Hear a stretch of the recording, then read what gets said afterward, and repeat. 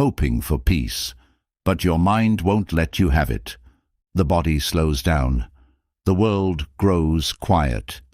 But the mind, it speeds up, replaying the day, worrying about tomorrow, searching for answers to problems that can't be solved at midnight.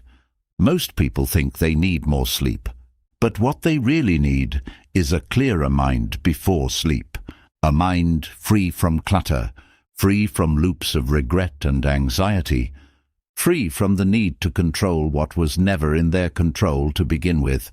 That's where Stoicism enters, not as a philosophy to study, but as a daily practice for peace. The Stoics didn't chase silence. They created it, not by running from life, but by learning how to think clearly, especially when everything felt uncertain. For the next 4+ hours, you'll be surrounded by their words.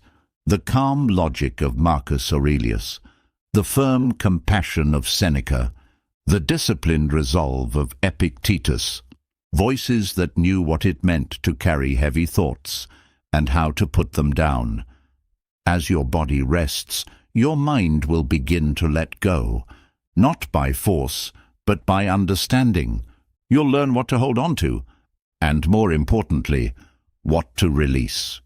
This is not background noise. This is mental cleansing. This is how you prepare the mind for true rest, not with distraction, but with truth. By the time you drift off, you'll feel it. The weight lifts, the noise fades, the mind clears, and when morning comes, you'll wake up lighter, not just because you slept, but because you trained your mind to let go before closing your eyes. Let's begin. Have you ever longed for someone to miss you so deeply that you're the very first thought they have when they open their eyes in the morning and the last one before they drift off at night? If that's something you've wished for, then you're exactly where you need to be. Today, we're going to uncover the secrets of becoming truly unforgettable. We're diving into timeless Stoic principles, not just to stir a little longing, but to help you transform into someone whose absence creates a powerful and irresistible presence. Seneca once shared a profound truth: absence intensifies love, while presence reinforces it. With that in mind, let's learn how to sharpen love to such a degree that your absence leaves a meaningful imprint. Don't skip any part of what we're about to explore, because each principle contributes an essential piece to the overall puzzle of becoming someone whose absence is genuinely felt. Before we get started, here's a quick, fun little challenge for you. Leave a comment below with the phrase, "on their mind tomorrow." It's short, sweet, and perfectly captures what we're diving into today. Plus, it'll be fun to see how many of you are taking part in this journey. Now, let's get ready to explore these 10 powerful Stoic strategies that will not only increase your presence in someone's heart, but will also make them truly yearn for you when you're not around. Let's begin with the first principle: self-sufficiency. You might be asking yourself, how can being independent make someone miss me more? The answer lies in demonstrating that you are whole and complete on your own, which is both attractive and captivating in any relationship. Think about it like this. When you're self-sufficient, you're not constantly reaching out for attention or leaning heavily on your partner for emotional support. Instead, you're actively living your life, pursuing your passions, meeting your own needs, and thriving as an individual. This kind of independence doesn't push people away, it pulls them in. It piques curiosity and earns admiration. Your partner begins to see you not just as their significant other, but as someone strong, centered, and thriving independently. When you're not always available or relying on them to bring you joy, you create a healthy space in the relationship. And this space isn't about emotional distance, it's about allowing each other to grow as individuals. What do they start to feel when you're not there? They begin to think about you. They remember how gracefully you manage life, how composed you are, how self-directed your choices seem. This memory, this vision of your strength and autonomy, begins to spark longing. They miss the version of you that stands tall and independent. So embrace your self-sufficiency. It's not about distancing yourself. It's about inspiring a deeper, more respectful admiration of your presence.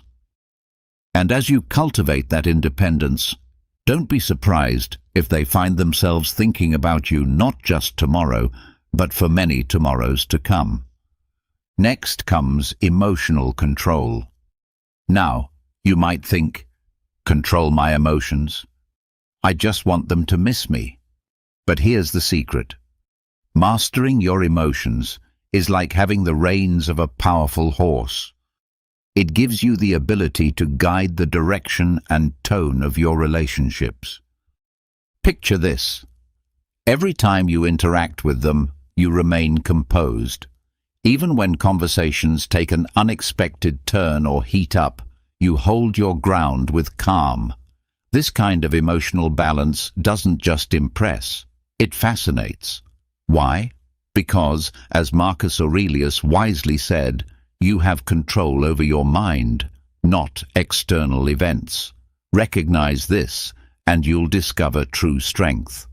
When you respond with this inner strength, you leave a mark. People expect emotional reactions, but when you respond with calm, clarity, and thoughtful presence, it creates an aura of mystery. They begin to wonder what's going on inside your mind. You're not predictable anymore. You're serene and composed, and that unpredictability draws them in. Now, emotional control doesn't mean becoming cold or robotic. It means choosing to respond instead of react. That slight shift makes your emotions more meaningful when they are expressed. When you do open up, your feelings carry weight. They're not impulsive. They're deliberate, heartfelt, and powerful. And when you're not around, what do they remember? That poised version of you.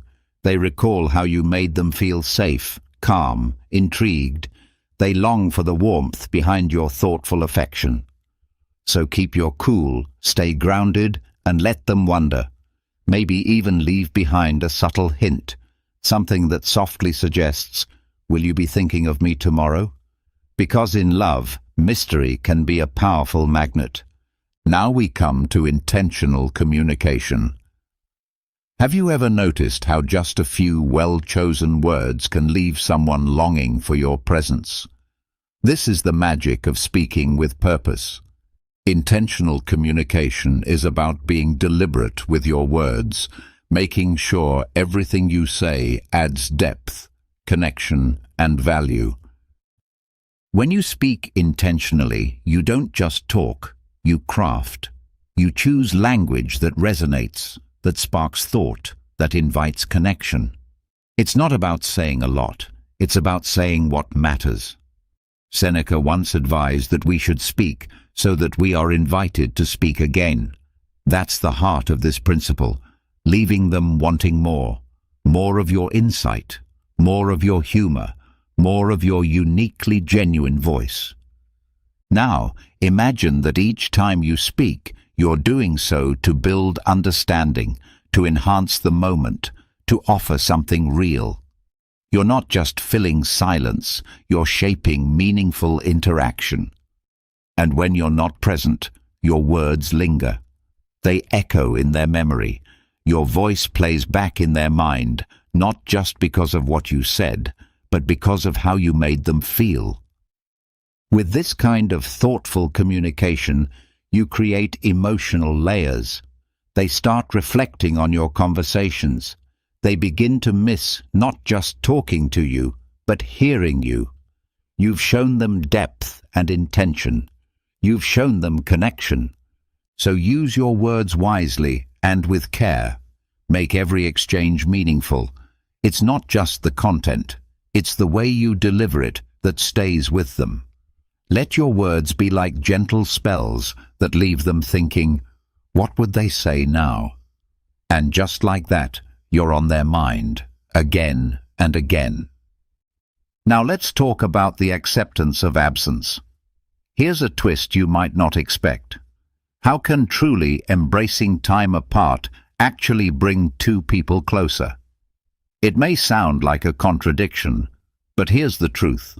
Accepting periods of separation can actually intensify their longing for you and strengthen the bond you share when you're reunited.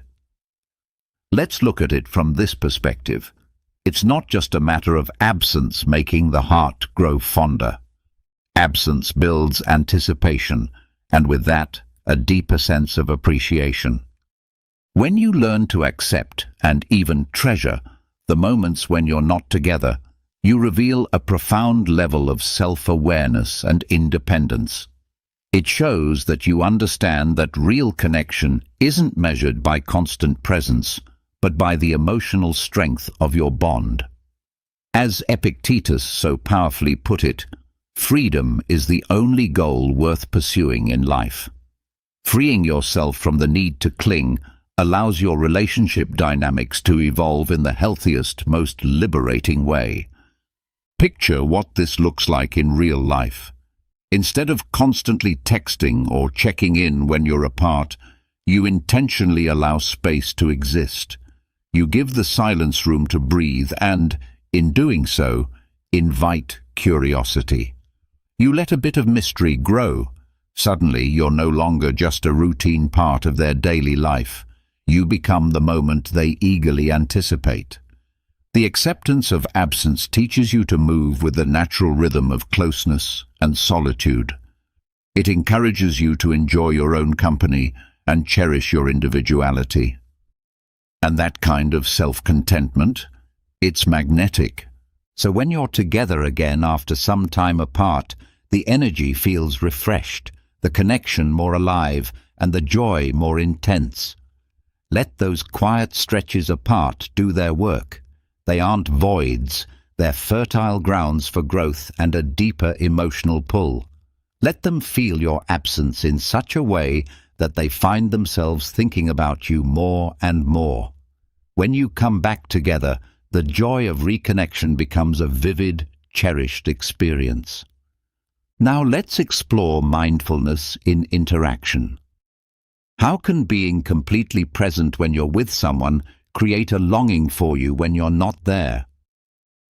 The secret lies in making every shared moment so rich and meaningful that your absence leaves a distinct emotional void.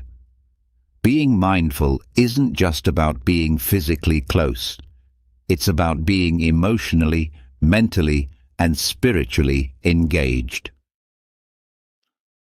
When you are mindful, you're fully attentive to the person you're with. You listen deeply. You respond with thoughtfulness. You tune in, not just with your ears, but with your heart. You're not distracted or scattered. Every interaction becomes intentional. And as Marcus Aurelius once said, approach every action in life as if it were your last. Apply that mindset to your time with loved ones, and suddenly each conversation becomes more vivid, each glance more heartfelt, and each shared laugh more lasting. Imagine this. Every time you're together, you bring a quiet but powerful presence. You aren't just there, you're alive in the moment.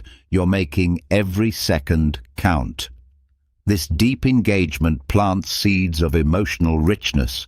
So when you're no longer around, what remains? The powerful memory of how it felt to be seen, heard, and deeply connected with you. That's what lingers. That's what they miss. By practicing mindfulness, you create a strong emotional resonance. Your presence enriches their world in a way that few others do. And when you're gone, that absence becomes noticeably heavier. They start to crave not just your company, but the emotional presence and depth you uniquely offer. So give your full self when you're with them. Let your presence leave such a mark that it echoes long after you're gone. When you master mindfulness in interaction, you don't just spend time, you create memories, and those memories will keep you in their thoughts well into tomorrow. And here we are, halfway through this journey. If you're still with us, it means this message is truly speaking to your heart. If you haven't already, please take a moment to like this video or subscribe to our channel. Your support means the world and allows us to keep creating content that connects with you. Now, let's move into the sixth principle, a truly vital step in becoming unforgettable. This one carries significant weight, so stay focused. Let's now talk about consistency in communication. How does maintaining a steady, intentional communication pattern make someone feel your absence more deeply? It all comes down to cultivating trust and emotional rhythm. Consistency doesn't mean overwhelming them with constant messages. It means developing a steady, dependable flow of interaction that adds value and shows thoughtfulness. Think about small gestures, a good morning text that starts their day with warmth, a mid-afternoon check-in to show you're thinking of them, or a brief evening exchange about how your day went. These become rituals, comforting, familiar patterns that they begin to rely on. As Seneca once said, regularity is a sign of wisdom in communication. This sense of rhythm tells them you're not only present, but emotionally invested and dependable. Imagine even on your busiest days, you still make time for a brief, thoughtful message. That consistent effort becomes a part of their routine, a moment they look forward to. And here's where it becomes powerful. When those familiar touchpoints are suddenly absent, the silence feels louder. Your absence becomes a noticeable void, and they begin to long for your presence to return. This consistency doesn't just make you predictable, it makes you comforting, stable, and emotionally significant. You weave yourself into their everyday life through small, meaningful interactions. And when you're not there, they feel it. They miss not just the words, but the feeling that your messages bring. So make consistency your trademark in communication. Keep the rhythm going. Be someone they know they can count on to show up, even in small ways. Because the more dependable you are, the more deeply they feel your absence when it comes. Your goal isn't just to be remembered occasionally, it's to be constantly present in their thoughts, even from afar. Now, let's shift into purposeful living. How can having a life full of purpose make someone long for your presence even more? The answer lies in becoming someone whose passion and drive is naturally magnetic. When you lead a purpose-driven life, you're not sitting around waiting for someone else to complete you. You're actively shaping your life, chasing dreams, and engaging with your passions. Living with intention gives your energy a different kind of glow. You become someone who's exciting, inspiring, and a joy to be around. When you speak about your goals or dive into your projects, you radiate a kind of passion that's contagious. And that energy sticks with people. It makes them admire you, respect you, and most importantly, miss you when you're gone. So pursue your goals, cultivate your passions, let your life be full and vibrant. This creates a sense of admiration and even a little mystery. They'll find themselves thinking, what are they up to now? Or, I wonder how that project is going. That curiosity grows into longing. Your purpose-driven life becomes a compelling part of your identity that they want to stay connected with. Ultimately, purposeful living isn't about being too busy for love.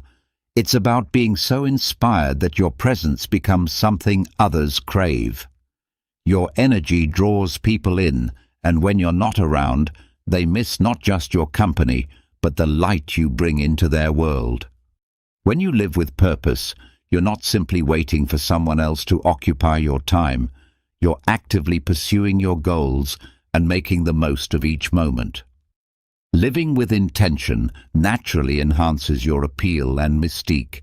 It signals that your life has direction and ambition that extend beyond your relationship. You become someone who is contributing to something bigger, and this depth adds to your charm and admiration in the eyes of others. The Stoic philosopher Seneca once remarked that our plans often fail because they lack clear direction. When a person doesn't know which harbor they are sailing toward, no wind is the right one. By setting clear intentions and working toward defined goals, you not only stay focused, but also become more dynamic and captivating. Visualize this. You share exciting stories with your partner about your latest projects, your volunteer initiatives, or your creative passions. As you talk, they see the light in your eyes, the genuine enthusiasm that fuels you. This excitement is contagious, leaving a lasting impact. When you're not around, they begin to miss that infectious energy and the inspiration you radiate. They find themselves eagerly anticipating your next story, the next wave of passion you'll bring to your conversations. In your absence, there's a noticeable void where that vitality once flowed. By choosing to live with purpose, you present yourself as someone constantly evolving and growing. This ever-changing journey keeps your presence fresh and engaging. When you're not there, your partner misses being part of that exciting path. They miss sharing in your victories, challenges, and dreams.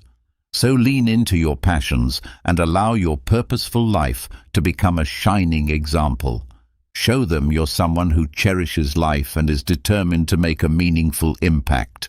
And keep in mind, when you live with purpose, you'll remain in their thoughts, not just out of love, but out of admiration and a deep appreciation for your zest for living.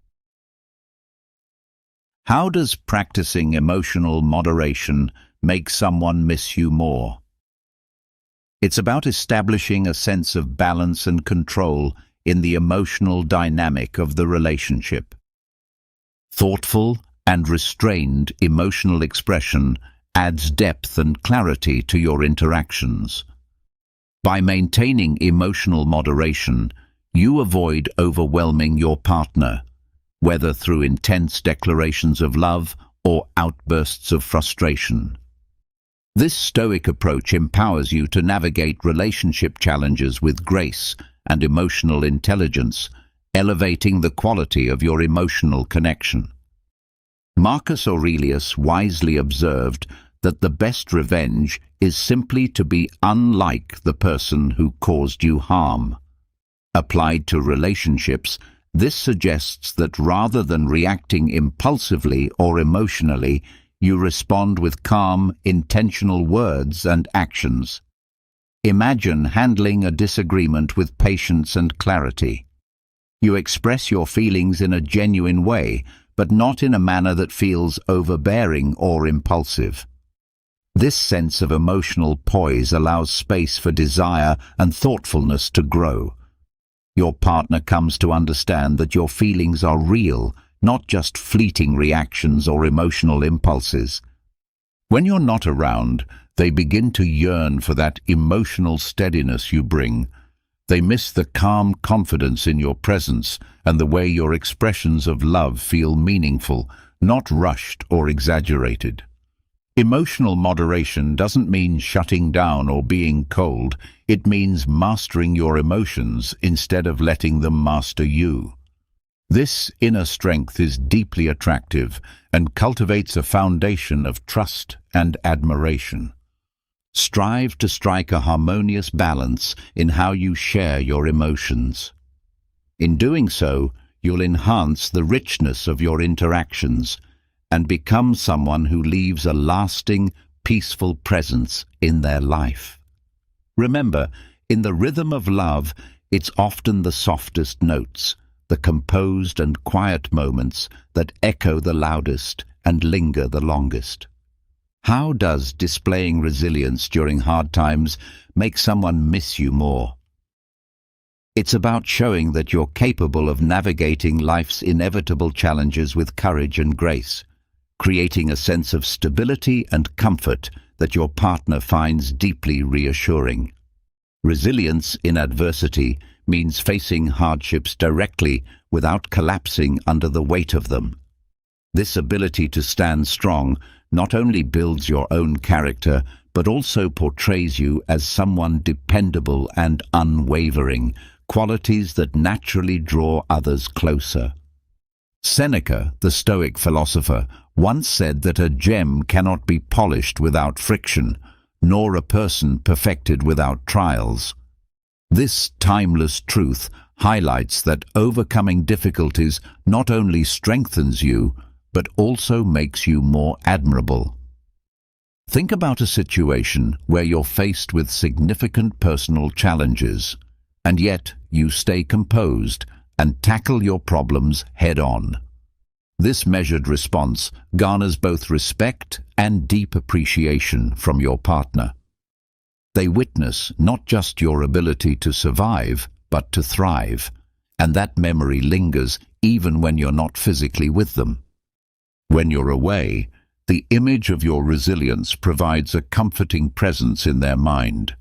They recall how grounded and strong you remain in turbulent times and miss the peace and strength you bring into their life.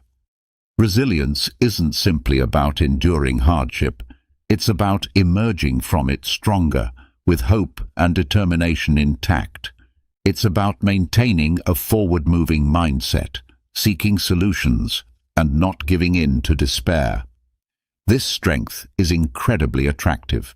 It draws your partner to you not only because they love you, but because they are inspired by your ability to remain composed under pressure. Consider how this resilience shows up in your everyday life. Maybe you lose a job, but immediately take proactive steps to find new opportunities, staying hopeful. Or perhaps a family emergency arises, and you manage to provide support to others while also maintaining emotional clarity. These instances define who you are and leave a powerful impression. When your partner witnesses this kind of resilience, they see you as a rock, a steady force in their world. This solid presence doesn't just foster respect, it deepens emotional intimacy. They begin to treasure your role in their life as someone who offers stability and dependability. The more they experience this, the more they miss your strength during your absence. Additionally, resilience involves holding on to a positive outlook even during dark times. While it's easy to be upbeat when everything's smooth, the real test is how you carry hope when things fall apart. That quiet optimism becomes a guiding light, not only for you, but for your partner too. It uplifts them, and they miss that sense of reassurance when you're not there. Moreover, demonstrating resilience during challenging times also means maintaining a hopeful and positive mindset. It's simple to stay upbeat when everything is going smoothly, but genuine resilience shines through when you're able to see light even in your darkest hours. This kind of optimism is powerful and has the ability to lift your partner's spirits when they're feeling down. When you're not with them, it's not just your physical presence they long for, but also the hope and positivity you bring into their world. By embodying resilience, you show that you're not merely surviving the storms, you're rising above them, becoming stronger with every step. You become a beacon, someone who not only withstands adversity but leads others by example. This makes each moment you spend together more special and profound, as they eagerly await the comfort and inspiration that comes with your presence. They begin to associate you with feelings of security, strength, and hope, all of which are essential in a healthy and loving relationship. So embrace life's challenges as opportunities to reveal your inner strength and emotional steadiness. Let them see that no matter what life throws at you, you remain grounded and unwavering. Keep in mind that showcasing this kind of resilience keeps you alive in their thoughts, not just as someone they care about, but as a powerful force of love and stability in their life. Your resilience becomes the bedrock of the connection you share, making you irreplaceable and someone they deeply long for when you're not there. Now, let's talk about consistency in character. How can staying true to who you are make someone miss you even more? It's about being a steady, dependable presence in their life while still retaining enough intrigue to keep things exciting. Consistency in character means you don't change with the wind. You are the same authentic person day in and day out, and that predictability builds a strong sense of trust and security in your relationship. As the philosopher Epictetus once advised, first determine what kind of person you want to be, and then take action to live that truth. This commitment to personal integrity means your partner knows exactly who you are and what to expect from you, and that's incredibly reassuring. Imagine how this unfolds in your relationship.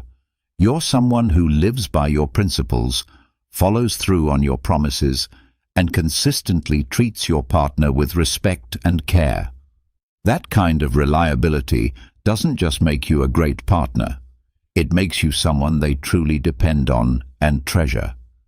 When you're consistently kind, honest, and supportive, your partner can relax into the relationship, knowing they can count on you. And when you're not there, they feel the absence of that dependable energy. Your steady character has become an essential part of their emotional world. But being consistent doesn't mean you become boring or completely predictable.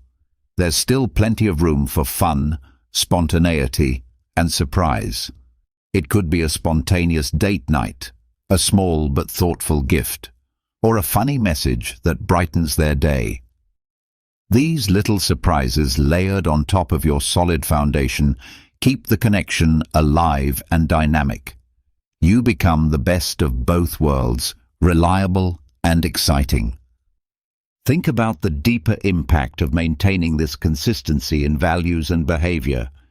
Your partner knows that no matter what uncertainties life throws at them, you'll remain the same supportive, loving person.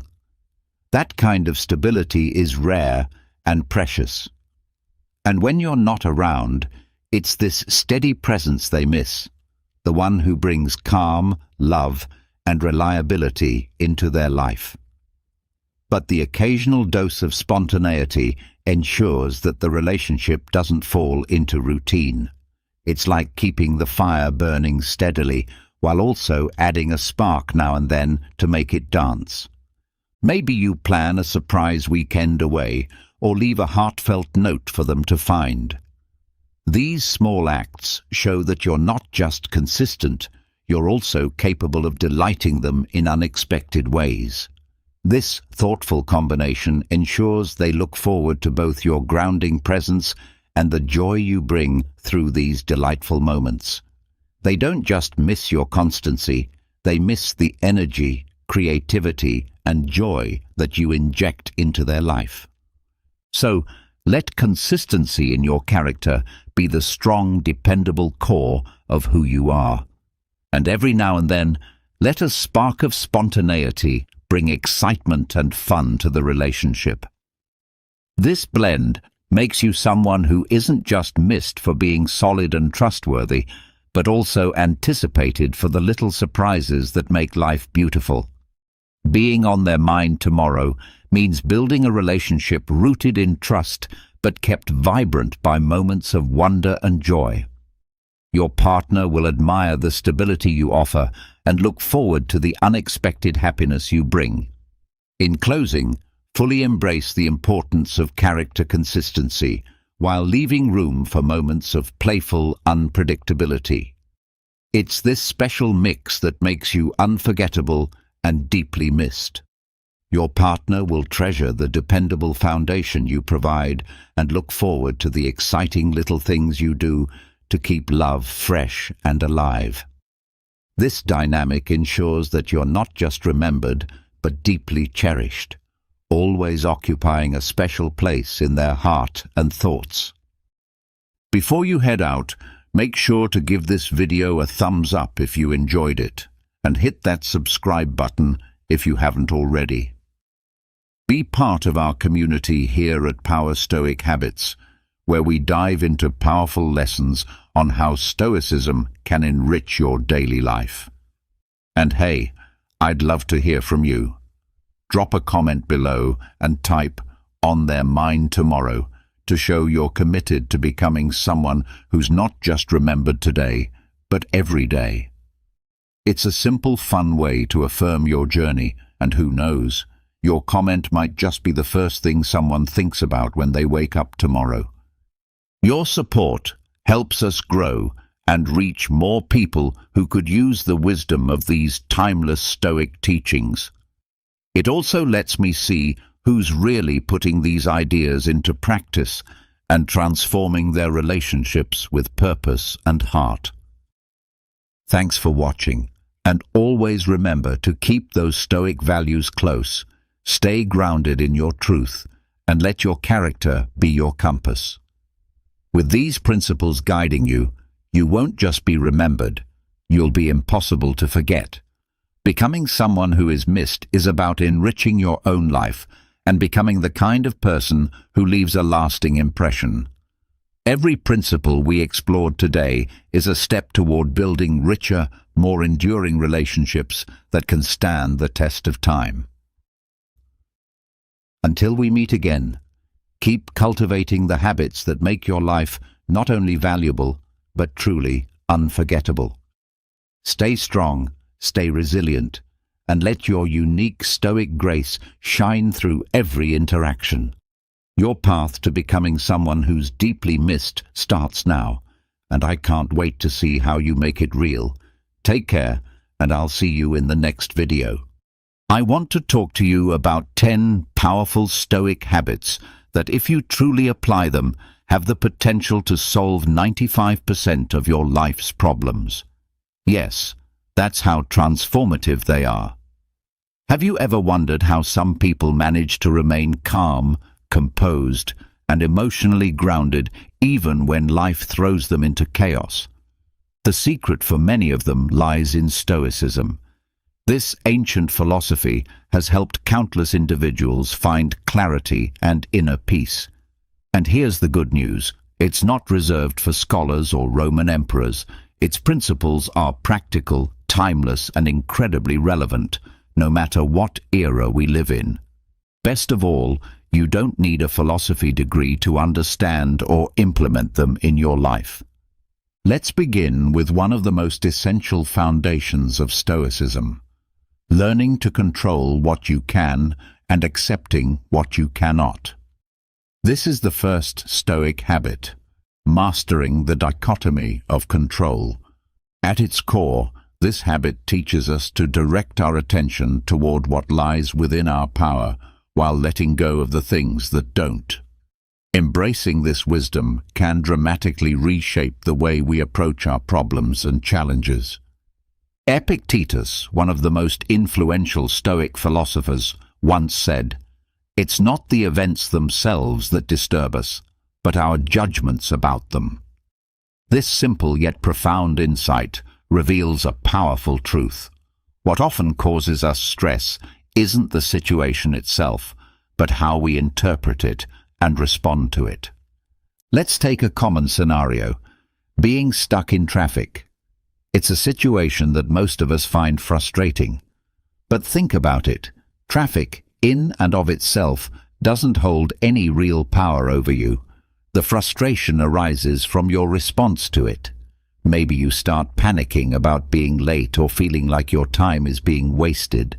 But if you apply the Stoic habit of the dichotomy of control, you'll recognize that the traffic is beyond your influence. What you can control is your reaction to it. You might choose to use that time to listen to a podcast, reflect quietly, practice deep breathing, or simply accept the delay with grace. This habit is so effective because it liberates us from needless stress and frustration. When we stop pouring our energy into things we have no power to change, we free up that energy to improve the things we can control. This shift doesn't just make us more efficient, it makes us calmer, more centered, and emotionally resilient. Like a muscle, this mindset strengthens with practice. The more we commit to managing our thoughts, emotions, and behaviors while accepting external events as they are, the more serene and grounded we become. So, how do you bring this habit into your daily life? Whenever you find yourself caught in a difficult or stressful moment, pause and ask yourself, is this something I can control? If the answer is yes, then consider what specific actions you can take to improve the situation. If the answer is no, then your task is to accept it fully and redirect your focus towards something within your influence. This simple yet profound shift in focus can bring a surprising amount of peace. Let's move on to the next habit in our following message.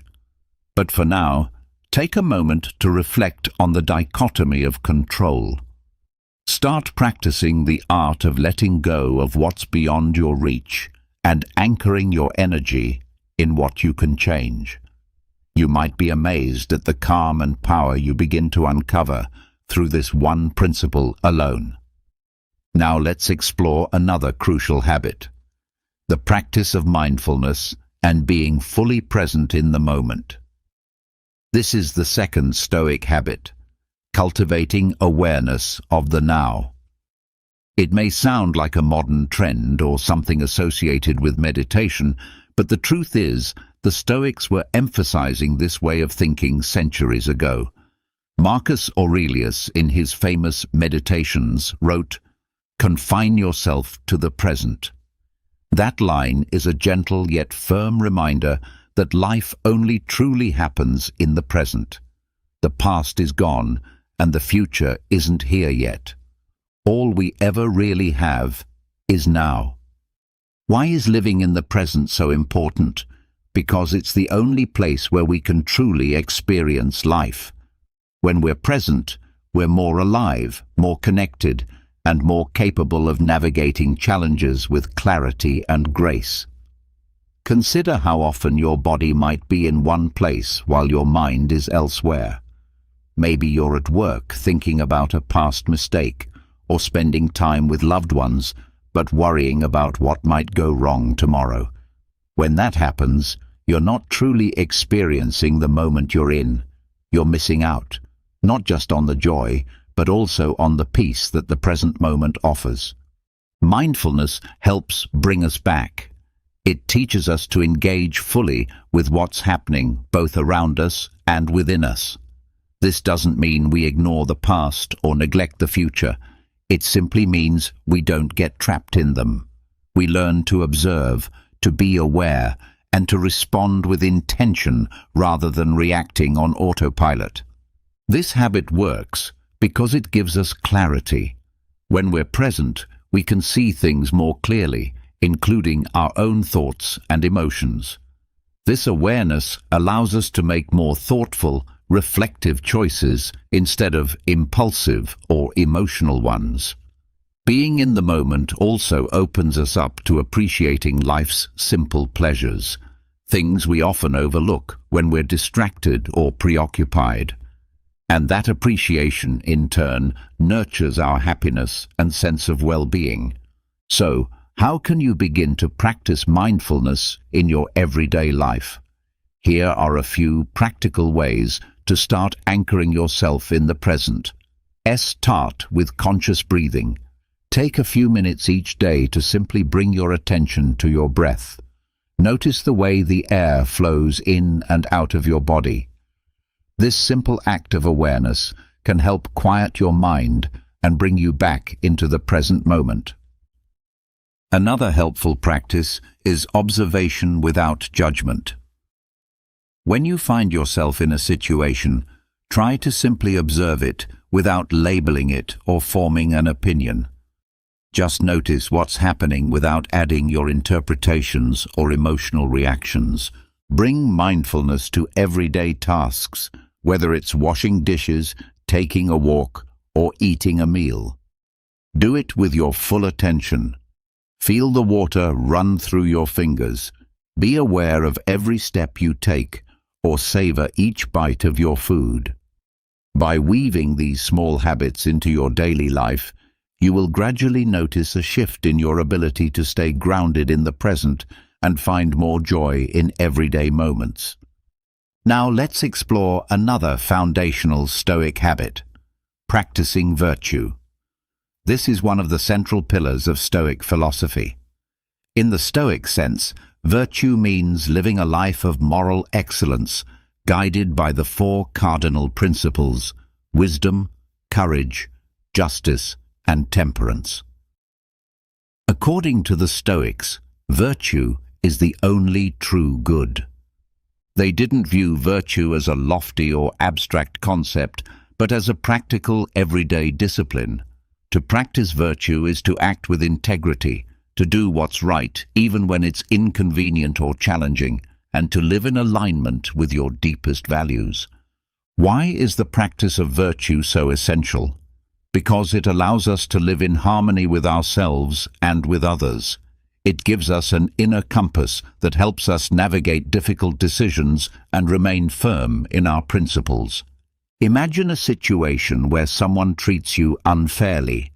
Your first impulse might be to respond with anger or resentment, but that reaction only fuels more conflict and inner turmoil. If you choose instead to act from virtue, you respond with patience, compassion, and understanding. This not only preserves your own peace, but may also shift the situation in a more positive direction. Why is this habit so powerful? Because virtue connects us to the best version of ourselves. It enables us to act from a place of wisdom, courage, and love, rather than from fear, pride, or selfishness. When we live by our values, we feel more authentic and fulfilled. And the effect doesn't stop with us. Virtue tends to have a ripple effect. When we act with moral strength and integrity, we often inspire those around us to do the same. Next, we come to the fourth Stoic habit: reflecting on death, also known as memento mori. At first, this might sound a bit dark or morbid, but in truth, it's a practice that teaches us how to live more deeply and purposefully. Marcus Aurelius said, "You could leave life right now. Let that determine what you do, say, and think." This reflection isn't meant to depress us. It's meant to awaken us. It reminds us that life is fleeting and fragile, and that realization can empower us to make the most of each moment. Why is it important to contemplate death? Because it puts everything into perspective. We often spend so much energy worrying about things that, in the grand scheme of life, don't truly matter. But when we remember that our time here is limited, we become more focused on what actually counts: our relationships, our values, our passions. Picture this. You're in the middle of an argument with a close friend. In that moment, being right might feel extremely important. But if you stop and reflect on the fact that both you and your friend have limited time in this life, you might find the clarity to value the friendship over the disagreement and seek a more peaceful resolution. This habit works because it clears the fog from our minds. It reminds us to prioritize what really matters and to let go of trivial concerns. It helps us make choices that bring genuine meaning and fulfillment. So how can you begin to integrate memento mori into your life? Try setting aside a few minutes each day to reflect on the reality that your time is limited. This doesn't have to be a negative or fearful exercise. In fact, it can become a powerful way to appreciate your life more deeply. Let this reflection bring you back to the present. Use the awareness of death as a call to live fully, cherishing the small moments, expressing love to those who matter, and doing the things that bring your soul to life. Make plans for your future, but don't become consumed by them. Live today as though it's your only day, making space for what ignites your spirit and aligns with your values. By bringing the practice of memento mori into your daily awareness, you'll begin to feel a newfound appreciation for each day. You'll start to live with greater intention, clarity, and presence, focusing more on what truly matters. Our fifth habit focuses on building emotional strength, something the Stoics believed was essential for a balanced and fulfilling life. According to their philosophy, having control over our emotions is not just helpful, it's crucial. Seneca once said, "Difficulty strengthens the mind, as labor does the body." This powerful quote reminds us that challenges aren't merely obstacles, they're opportunities to fortify our inner resilience, much like exercise strengthens our physical form. Facing and overcoming difficulties isn't just about endurance, it's about growth. By doing so, we cultivate the kind of emotional strength that prepares us for whatever life may bring. Why is this emotional strength so important? Because our emotions are like the waves of the ocean, sometimes calm, other times wild and stormy. Learning to navigate them is key. We shouldn't be tossed about by emotional turbulence. Instead, we must learn to surf those waves with skill and steadiness. As Seneca suggested, life's hardships can sharpen the mind the same way physical labor conditions the body. Each difficulty we face becomes a stepping stone, making us not only stronger, but also more prepared for future trials. This habit is effective because emotional strength enables us to remain composed and clear-headed, even in the most difficult circumstances. It teaches us to respond thoughtfully rather than react impulsively. And this doesn't mean suppressing or ignoring how we feel. Instead, it's about understanding our emotions and managing them in a healthy, constructive manner.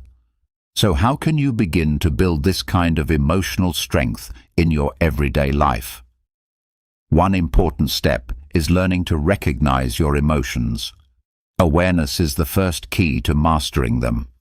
When a strong emotion rises within you, be it anger, fear, or sadness, pause for a moment. Give that feeling a name. Simply identifying what you're feeling can offer clarity and reduce its intensity. Another helpful technique is practicing deep breathing.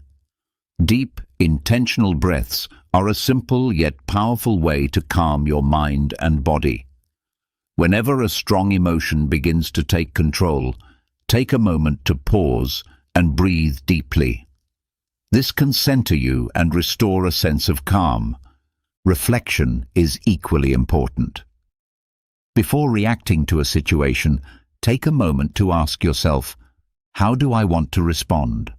What outcome am I hoping for? This brief pause allows you to choose a response that aligns with your values and goals rather than acting on impulse. Try also to see the lessons hidden within your struggles. Instead of treating difficulties as roadblocks, begin to view them as chances to grow and develop. Every challenge is an opportunity to strengthen your resilience and increase your capacity to face future adversity. Emotional strength isn't something you develop overnight. It's a lifelong process. But the more you practice these strategies, the easier it becomes to remain calm, thoughtful, and centered, even when life feels chaotic. Now let's move to the sixth Stoic habit, cultivating gratitude. Gratitude is a transformative practice that can shift your entire perspective and significantly increase your sense of happiness. Epictetus once said, He is a wise man who does not grieve for the things which he has not, but rejoices for those which he has. This quote underlines the importance of being thankful for what we already have, rather than constantly yearning for what is missing. Why is it so important to practice gratitude? Because when we adopt a grateful mindset, our attention naturally shifts from what's going wrong to what's going right. This change in focus not only improves our mood, but also boosts our emotional and mental well-being. Gratitude teaches us to appreciate the simple joys in life and to stop taking them for granted. Think about a typical day. It's easy to become consumed by stress, complaints, or setbacks. But if you pause and reflect, you'll likely find many things worth appreciating. A warm meal, a kind gesture, or a meaningful conversation. Even the smallest blessings can have a profound impact on how we feel.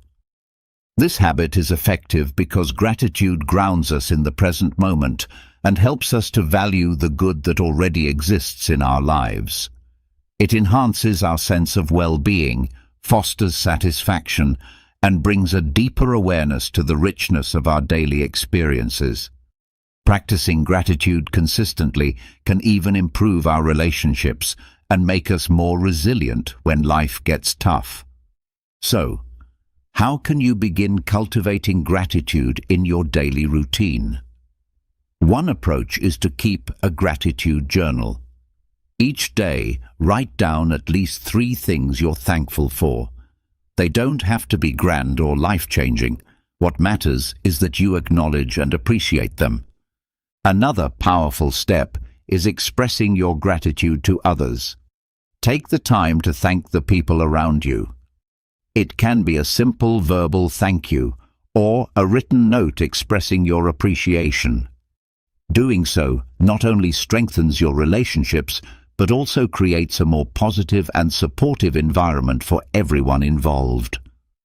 Finally, spend a few minutes each day reflecting on the good things in your life. You might find it helpful to do this at the end of the day as a way to close it on a positive note. This habit of grateful reflection can shift your mindset over time and help you notice more of the beauty and joy that surround you. Gratitude is more than a fleeting feeling. It's a daily practice that can dramatically enhance your outlook and happiness. I encourage you to begin integrating these practices into your life and watch how your perspective begins to shift for the better.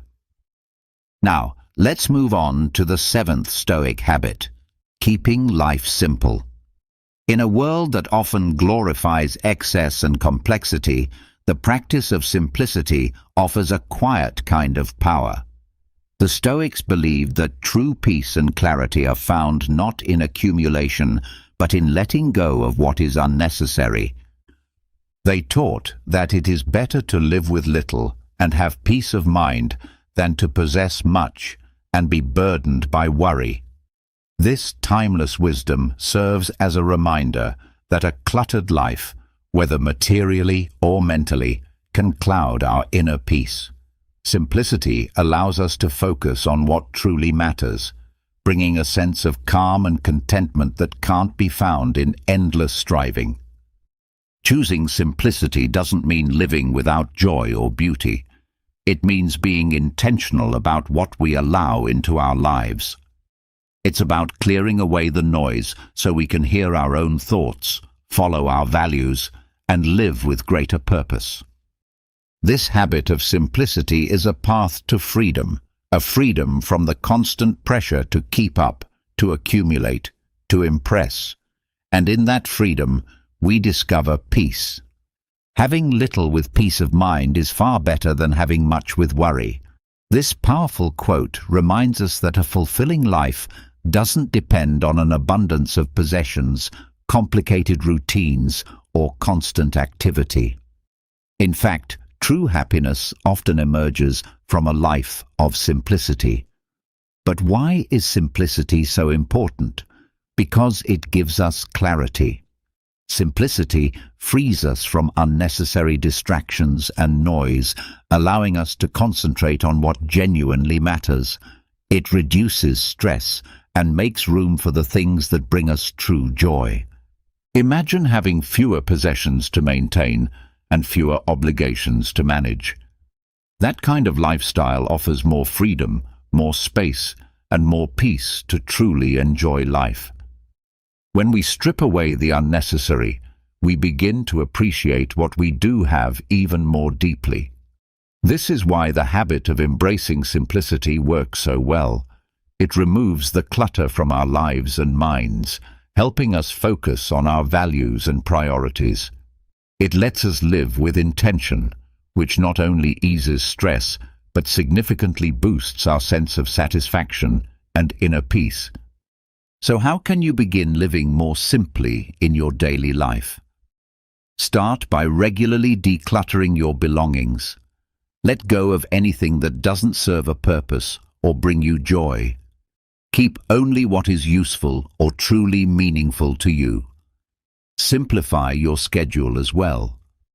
Take a closer look at your commitments and release the ones that aren't truly necessary. Learn to say no to things that don't align with your values. Focus on what truly matters. Identify your priorities and invest more of your time and energy in them. Let go of distractions and tasks that don't contribute to your well-being. Keeping life simple is a habit that brings clarity, peace, and freedom. I encourage you to begin simplifying and observe how much lighter and happier your life can become. Now let's move on to the 8th Stoic habit, the practice of self-discipline. Self-discipline is a cornerstone of Stoic philosophy because it keeps us aligned with our values and goals. It helps us remain on the right path, regardless of external temptations or inner impulses. Epictetus once said, "No man is free who is not master of himself."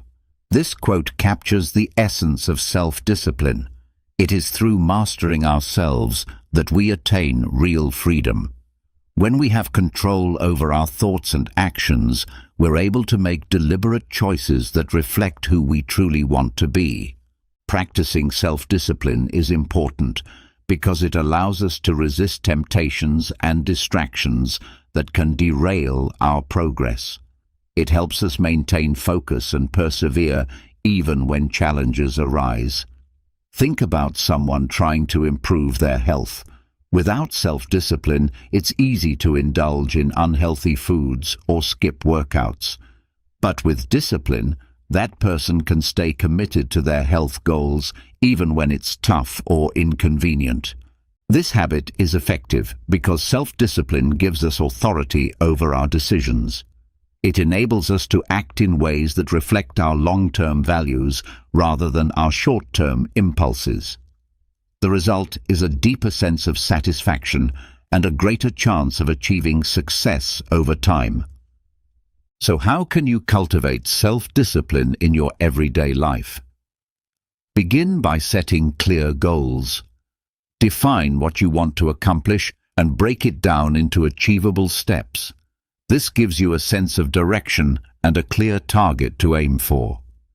Next, build routines and habits that support your goals. For instance, if you want to improve your health, set a regular workout schedule and plan your meals ahead of time. Keep track of your progress. Monitoring your achievements can keep you motivated and help you adjust your approach when needed. Practicing self-discipline is a life-changing habit that can help you reach your potential and fulfill your goals. Start weaving these strategies into your daily routine and notice the powerful difference they can make.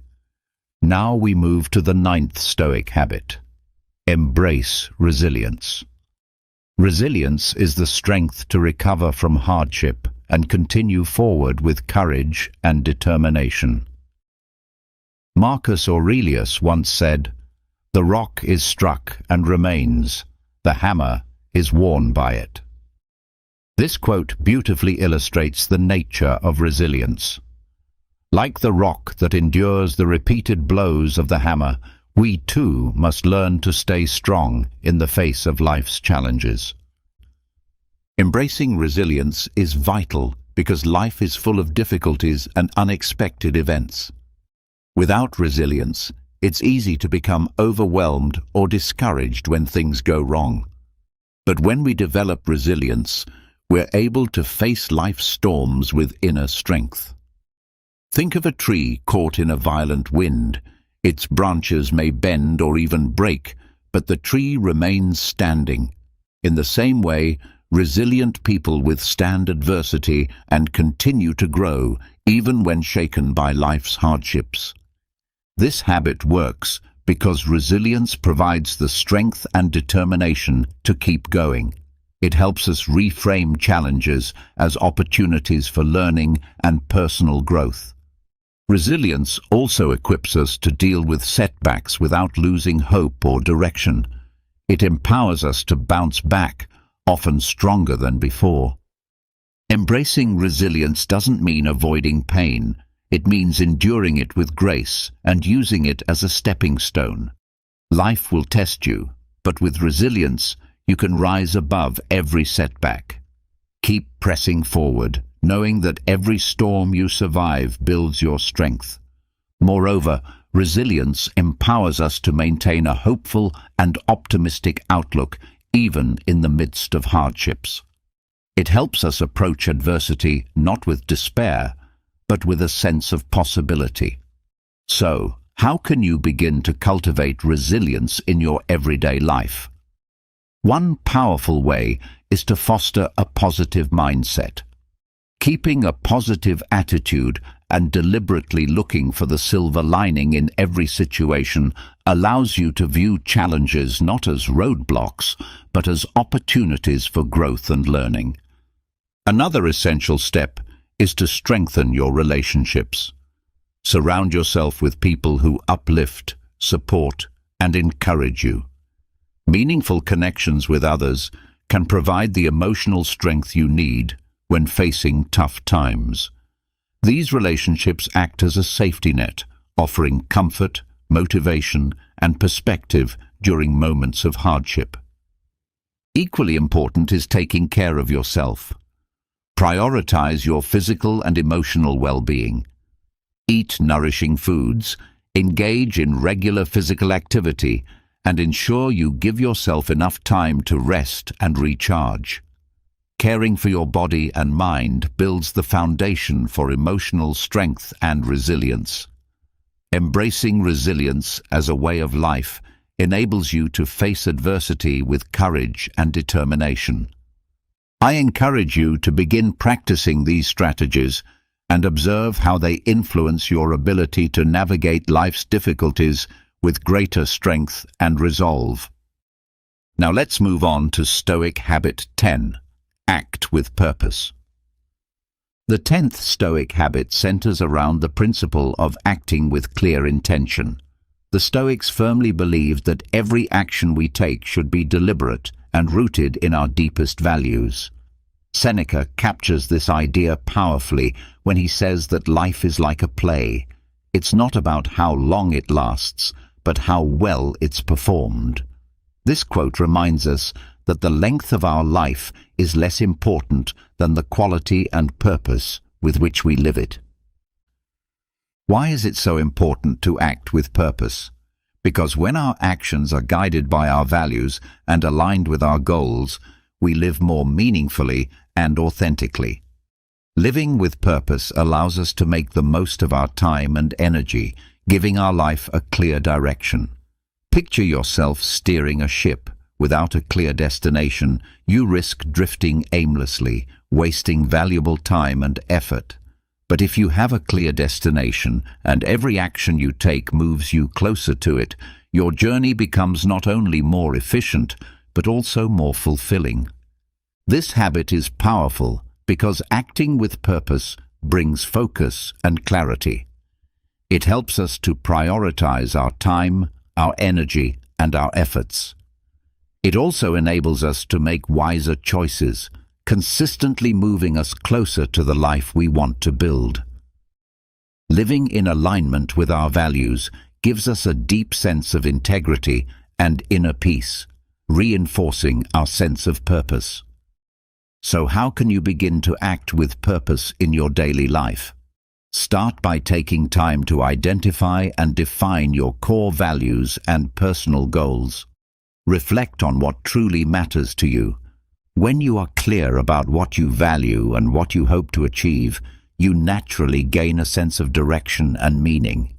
Align your everyday actions with these values and goals. Before making a decision or taking an action, ask yourself, does this move me closer to where I want to be?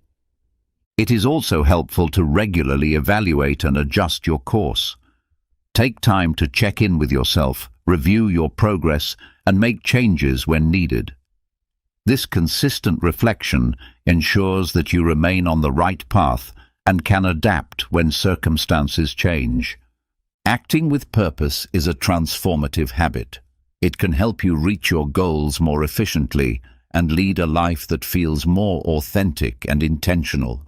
I encourage you to begin incorporating these strategies into your routine and watch how your focus, motivation, and overall fulfillment begin to shift in positive ways. We'll continue with the final Stoic habit in the next message. But for now, begin taking intentional actions and notice how they shape your ability to achieve your goals and live a more meaningful life. Today, we are going to explore the golden rules of Stoicism through these videos, dedicating an hour to delve into the timeless wisdom of Marcus Aurelius and the fundamental principles that have the potential to change our lives. We will discuss how this ancient philosophy can be applied in the modern world to help us navigate daily challenges and discover deeper meaning in our existence. If this is your first time visiting my channel, I kindly ask for your support by subscribing and liking the video so that I can continue to create more content like this in the future. As we embark on this journey, I encourage you to reflect on your own life and examine your beliefs. Think about how the principles of Stoicism might help you achieve greater mental clarity, lasting inner peace, and a deeper connection with the world around you. Get ready to immerse yourself in the wisdom of the Stoics, to learn timeless lessons that will guide you toward a fuller, more meaningful life. This journey is not only about exploring Stoicism, but also about transforming your perspective and discovering a path to true happiness and inner fulfillment. Let us begin this journey together, seeking discovery and transformation. Additionally, if you're looking to unlock your true potential and gain control over your emotions, I encourage you to check out our ebook, The Power of the Mind. You can access it through the link in the first pinned comment. Now, let's dive into the world of Stoicism and explore the 7 habits that weaken you, habits you should eliminate immediately from your life. The world we live in is full of traps, waiting to steal away your masculine power. Everywhere you look, from the movies and shows promoted on Netflix to the types of people being idolized today, nothing escapes the control of the elites who seek to manipulate your mind. Men are being brainwashed to accept weakness. There's a famous story about a lion that I want you to hear, which illustrates the dangers of this manipulation. If this is your first time on my channel, I ask you once again to support by subscribing and liking the video, as it will help me create more content like this in the future. Once upon a time, there was a fierce lion who was feared by all. One day, the lion fell in love with a farmer's daughter. However, the farmer hated the lion, and when he found out about the lion's affection for his daughter, he wanted to do everything he could to stop it. The cunning farmer called the lion to meet him and told him that he would only allow him to marry his daughter on one condition, that the lion would give up his sharp claws for her safety. The lion thought it was a small price to pay for such a great reward, so he went to a rock and broke his claws. The next day he returned to the farmer and said, "I've given up my claws. Now please give me your daughter's hand in marriage." But the farmer then told him there was one more thing he needed to do: give up his sharp teeth and fangs. The lion, still thinking this was a small price to pay, broke his teeth and fangs. The following day, when he returned to the farmer attacked him and killed him, as the lion was now defenseless. All that made the lion strong had been given up voluntarily, one by one. Remember, brothers, the world you live in today is no different. There are powerful forces at play that have carefully constructed a system designed to keep you enslaved to your desires and impulses. And here's the harsh truth. While you may blame the farmer or the elites, it was ultimately the lion who chose to obey them willingly. Strength is a virtue that all men should strive for, whether in their financial lives, careers, or romantic relationships. Every man naturally wants to feel dominant, strong, and powerful, because that's who you truly are. All men desire a strong sense of drive, but many of us fail to achieve it because we indulge in behaviors that prevent us from becoming the strong men we were meant to be. Today, many men complain about everything. They waste money on drugs and pornography and apologize for things that don't require apologies. They develop habits that weaken them. The first habit that weakens you is making fun of others. This is a point not many people talk about, but as a man of high value, you should never look down on others.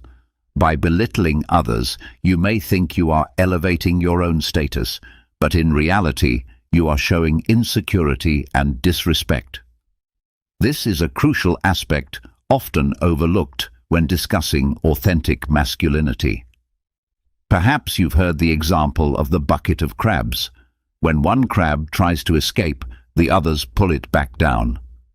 Similarly, when someone is trying to improve their life or reach a goal, others might feel uncomfortable or jealous.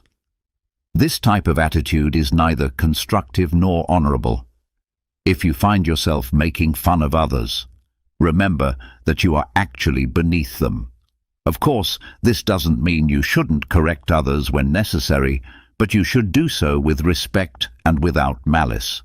A true man teaches and guides his brothers without grudges or hidden motives, offering constructive criticism and valuable advice for growth. Remember what Mike Tyson says about social media. It has made it too easy to look down on people without facing the consequences.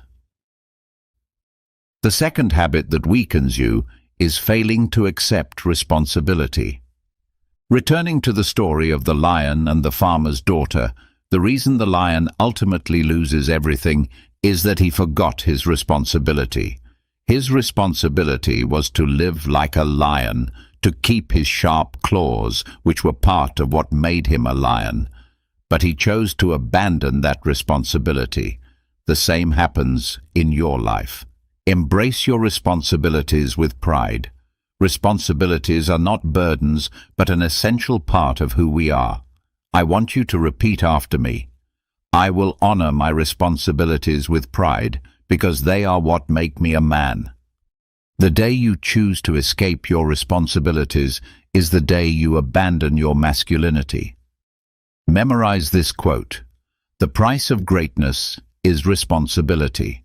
This not only strengthens your identity as a man, but also contributes to the well-being of those around you. Responsibility should not be avoided, but embraced as a path to greatness and the fulfillment of your potential. The third habit that weakens you is fleeing from failure. Many men today choose comfort over growth. But growth is painful and often hides behind failure. There's a famous story about a man who digs for diamonds, not knowing that deep beneath the surface lies the treasure he seeks. At first, all he encounters is dirt, but he continues digging.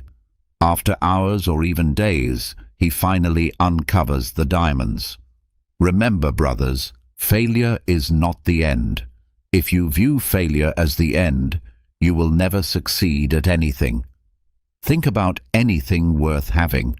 For example, starting a business might involve many so-called failures as you try to learn and attract customers.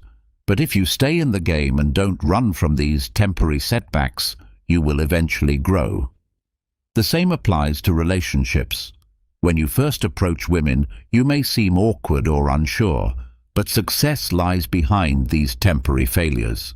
These are small prices a strong man must pay to achieve success.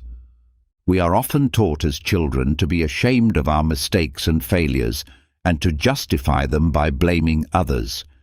You might say, "It's not my fault," or "That person is the one to blame." These are the thoughts of a weak man. Remember this quote: "A weak man is one who blames others for his failures." Lastly, submission to futile laws is the fourth habit that weakens you.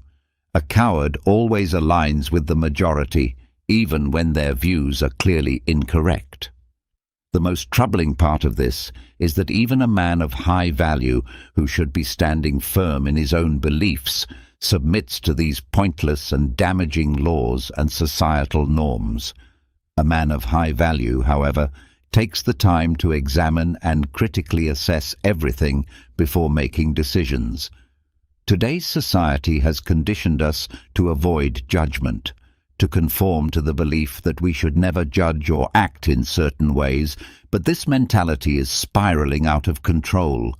By adhering blindly to these expectations, you become a puppet, a mere experiment for those who design these agendas and laws. Obeying authority isn't inherently wrong, but you should only submit to what aligns with your purpose, your mission. Above all, remember that nothing beyond God is above the law of the Almighty. Ask yourself if you are easily intimidated and whether you strive to please everyone. For some men, this can be incredibly difficult. Learning to say no is crucial. When you act according to the truth, you'll realize that the world won't fall apart around you. I've witnessed many men live in fear within their marriages, as if their wives were tyrants, and they dare not speak up or correct them. This is a clear example of weak submission. Another sign of weakness is poor body language, which plays a crucial role in how we are perceived by others. This includes nonverbal cues, such as your handshake, eye contact, posture, how you walk, and how you interact during conversations. People will quickly perceive whether you are a strong or weak man based on your body language. In today's world, where certain agendas have been turned against traditionally strong masculinity, it is more important than ever for men to be aware of their body language. Being intentional with your body is essential. This means striving to project an image of confidence, strength, and determination. Maintain an upright and confident posture. Walk with purpose, and ensure you make solid eye contact during interactions. Your body language is your first impression, the cover letter of who you are, even before you speak. It can influence how others perceive you and how they treat you. If you present yourself as a strong and confident man, people are less likely to take advantage of you. This skill is invaluable for any man striving to succeed, whether personally or professionally. The next issue is wasting time, particularly during your younger years, which are often referred to as the golden years, your 20s and 30s. These are the years when you should be building, growing, and investing in yourself. Think of a farmer who plants a seed. He does not expect it to bear fruit the next day. In your 20s, you must plant the seeds of spiritual, emotional, and physical growth. But don't expect immediate results.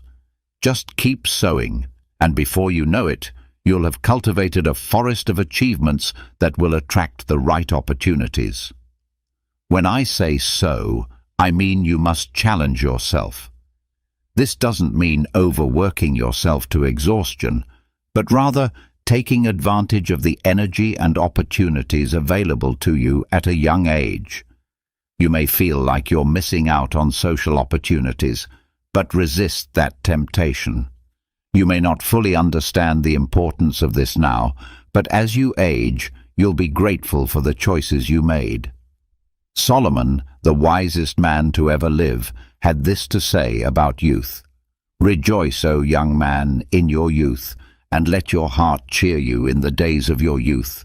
Walk in the ways of your heart and the sight of your eyes, but know that for all these things God will bring you into judgment." Another common trap for men is laziness and unproductivity. How we structure our days and manage our time can significantly impact our journey toward success and self-improvement. Questions such as what time you go to bed, what time you wake up, and how you organize your day are crucial. These are not secondary concerns to address when you find free time. They should be part of your intentional strategy for success. The powerful do not leave any area of their lives to chance. Everything is planned. Similarly, every part of your day, the people you associate with, and the content you consume must be intentionally chosen. If your thoughts are not in line with your goals, you open yourself to negative influences. Laziness is a dangerous enemy for men today. A man may have countless ideas related to business or life, but if he does not act on them, he allows laziness to gradually infiltrate his life, and before he knows it, it holds him back from progress. Remember, laziness can only succeed against weak men. A man of high value quickly identifies laziness and addresses it head-on. Always be vigilant against it and combat it as soon as possible. In today's world, weakness is glorified and sought after, but strength remains your greatest virtue. Strength should be sought in every opportunity. Understand that God is your greatest source of strength, and every day provides chances to grow and move toward your goals. It's up to you to make the most of those opportunities in a focused and determined manner. Both physical and mental strength are vital assets in this quest, and drawing support from your personal and spiritual beliefs will provide you with a solid foundation to face life's challenges. Marcus Aurelius, one of the most revered Stoic philosophers in history, ruled as Roman emperor from 161 to 180 AD. He was the last of the 5 good emperors and led an empire through multiple wars. Despite his power and access to all the temptations of the world, he dedicated his life to justice and fairness.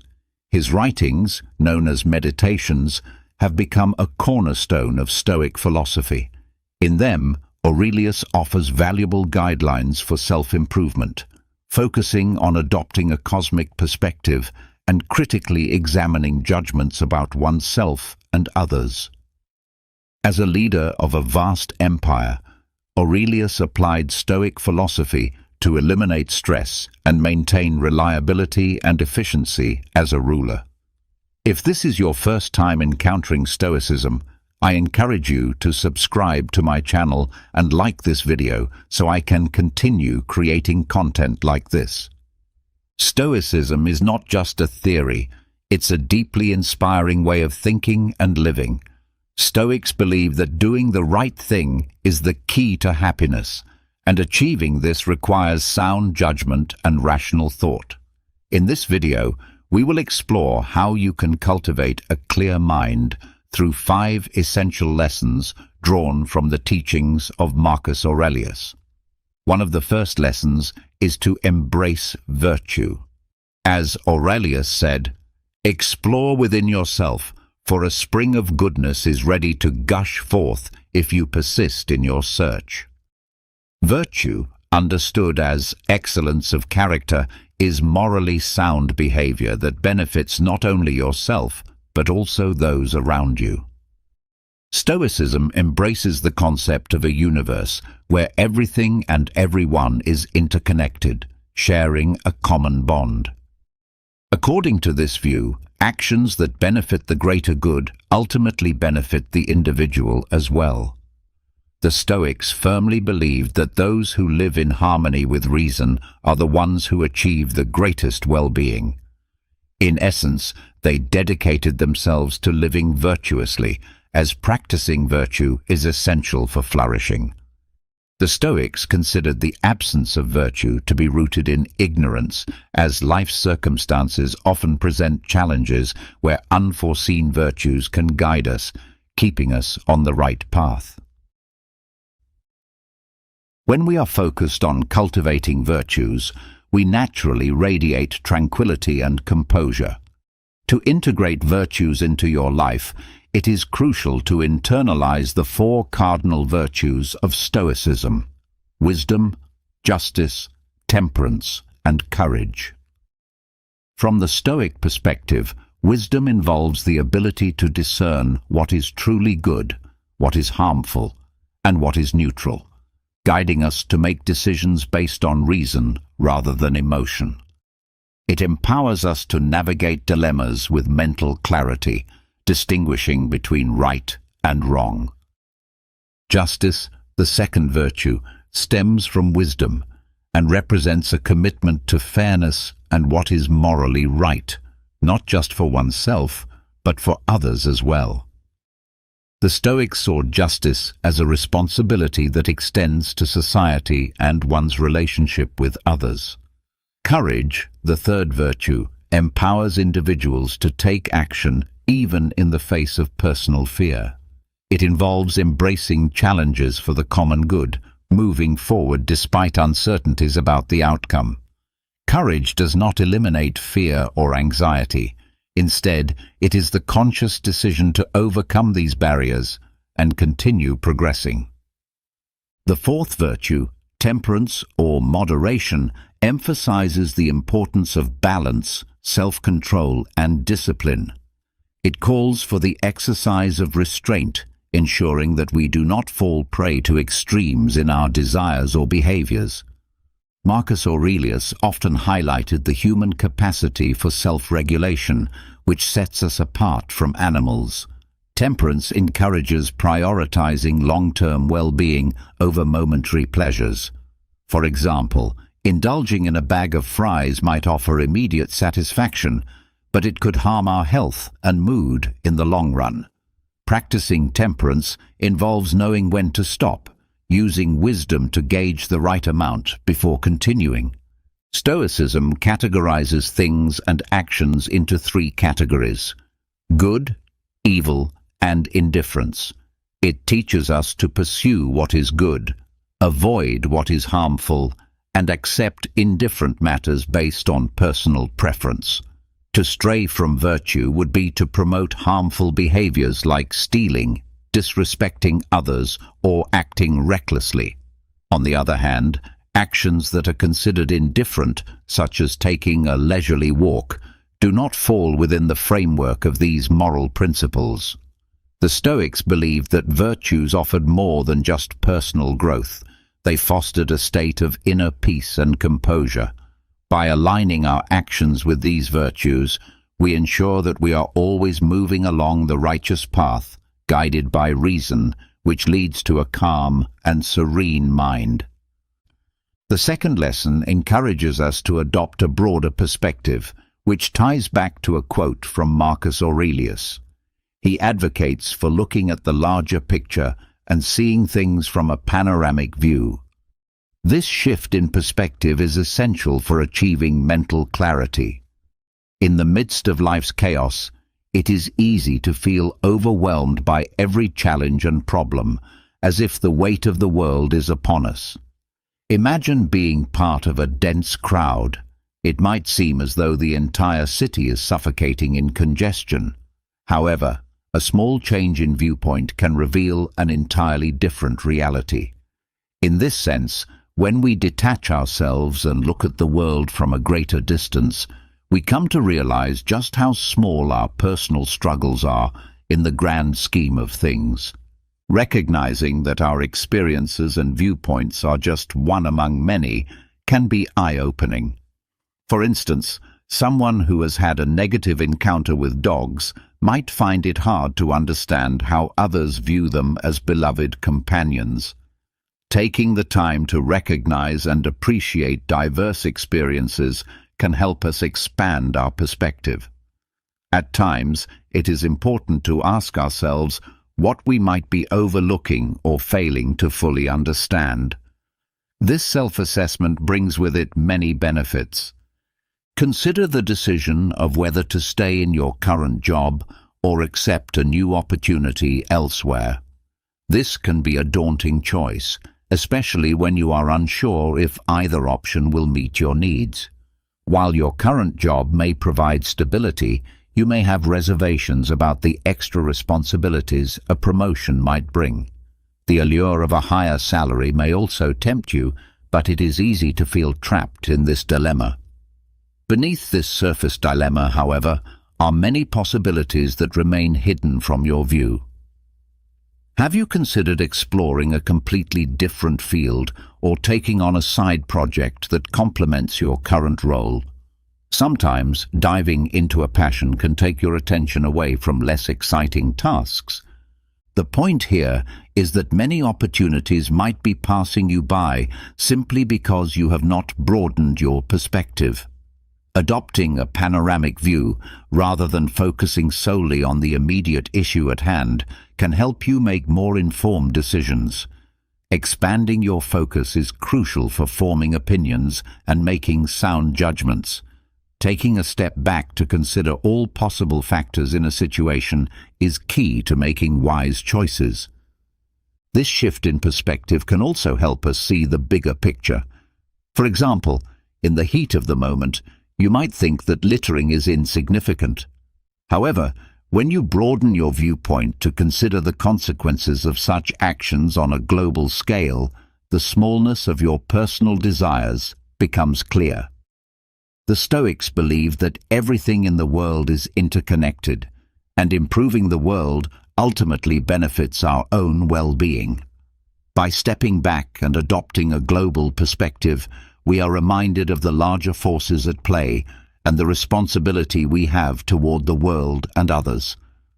Finally, the third lesson emphasizes the duality of control, an essential Stoic concept. Marcus Aurelius teaches that true power lies not in the external events we encounter, but in how we respond to them. Recognizing the distinction between what we can control and what we cannot is a source of strength. For example, while we cannot control the weather or the problems of others, we can control our own actions and reactions. This awareness is central to Stoic practice, as it empowers us to focus on what is within our control while accepting what is not. By internalizing this concept, we can cultivate resilience and serenity in the face of life's challenges, as explained by Marcus Aurelius. He reminds us that our true power lies within our minds, not in external events. Recognizing this truth brings strength. The concept of control is all about understanding the distinction between what is within our ability to influence and what is not. For example, things like the weather, traffic problems, or the opinions of others are beyond our control. However, we have control over how we present ourselves when we leave the house and who we choose to spend time with. Therefore, whenever you encounter a situation that stirs up emotions in you, pause and ask yourself, what can I control in this moment? The aspects we can control provide us with a reason to take action, while what is beyond our control must be accepted without allowing it to disturb us. Embracing this mindset is an important part of mastering the duality of control. A key element of this acceptance is the Stoic principle of amor fati, which translates to love of fate. When you truly embrace life as it comes, with all its circumstances, you will always find yourself at peace with it. You cannot escape fate or dictate the circumstances that lie beyond your control, but you do have the choice to love your life, no matter what unfolds. Take, for instance, being rejected for a job you've wanted for years. You might initially feel as though there's no way to redeem yourself in such a situation. It's easy to think that because you failed, there's no opportunity left. However, this perspective is flawed.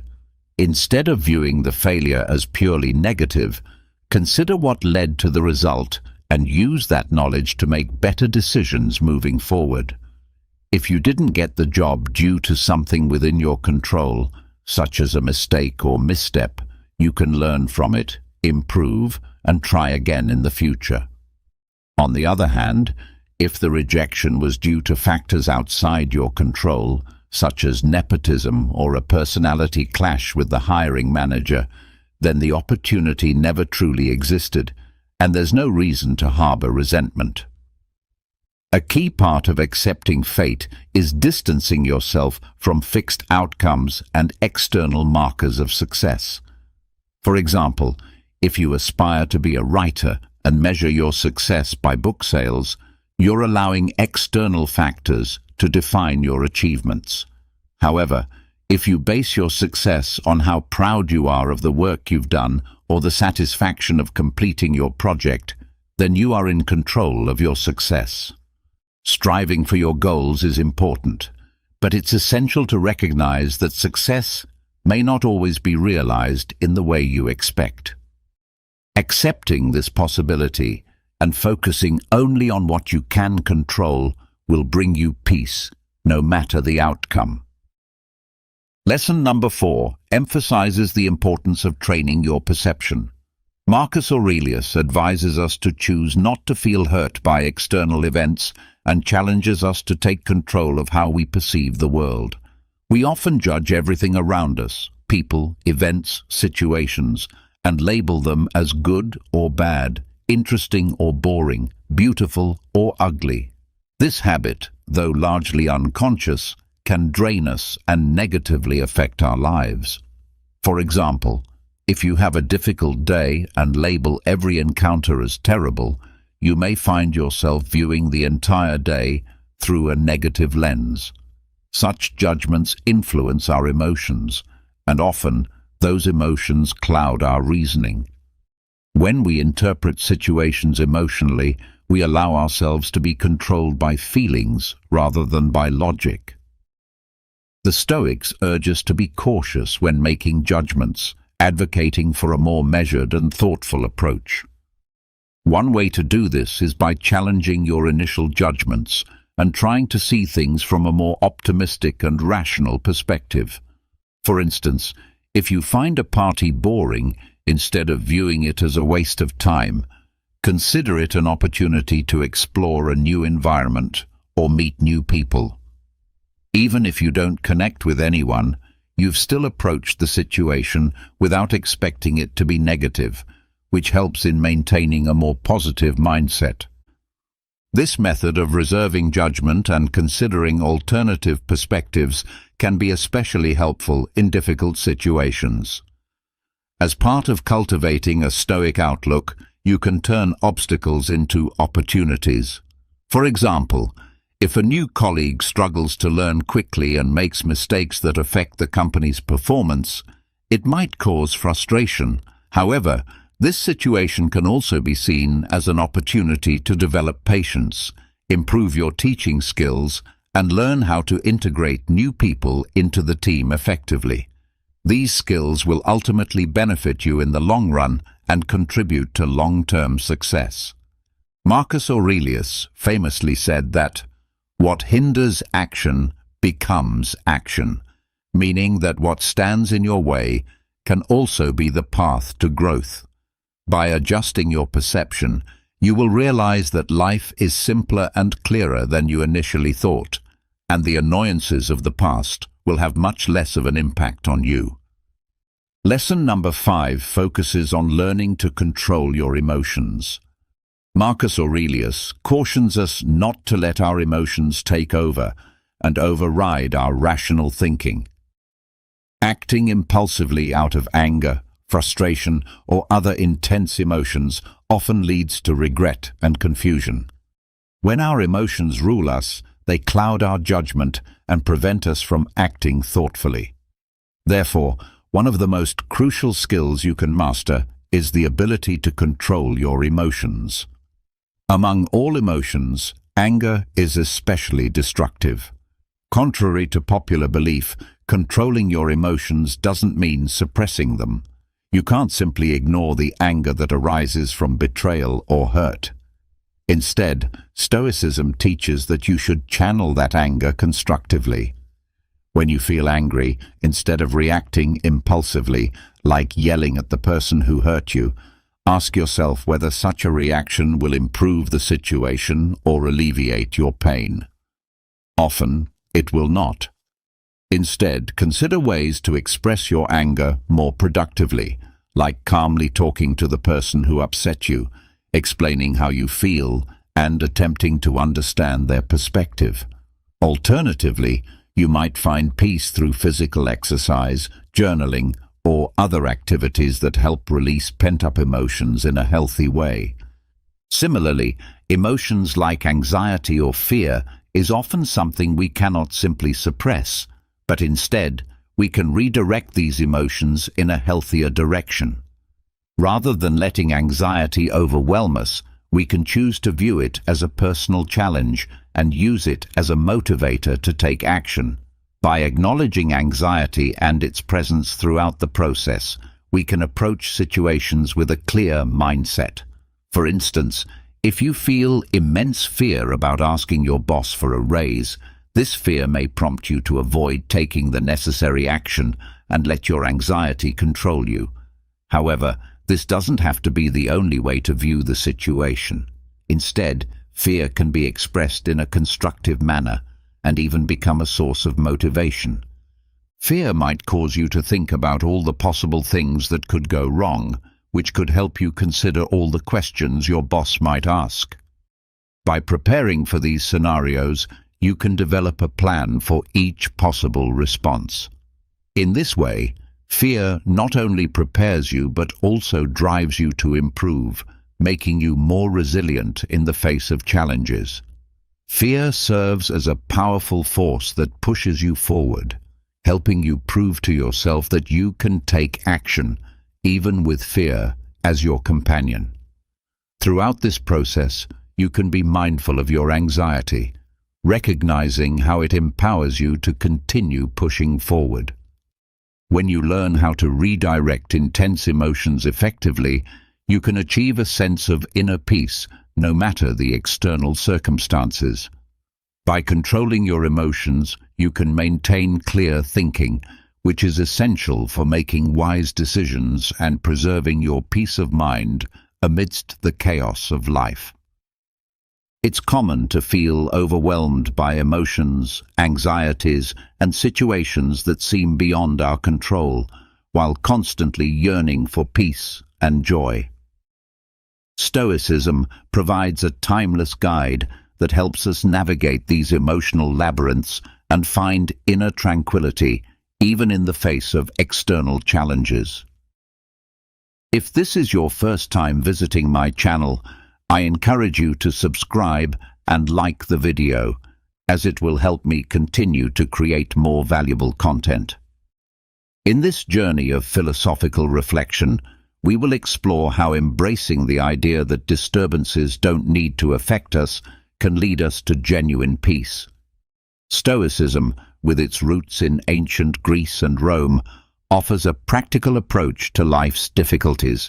It teaches us how our reactions and perspectives, guided by wisdom and rationality, can shape the way we handle challenges. Throughout this video, we will dive into the key principles of Stoicism and learn how emotional composure serves as a shield against adversity.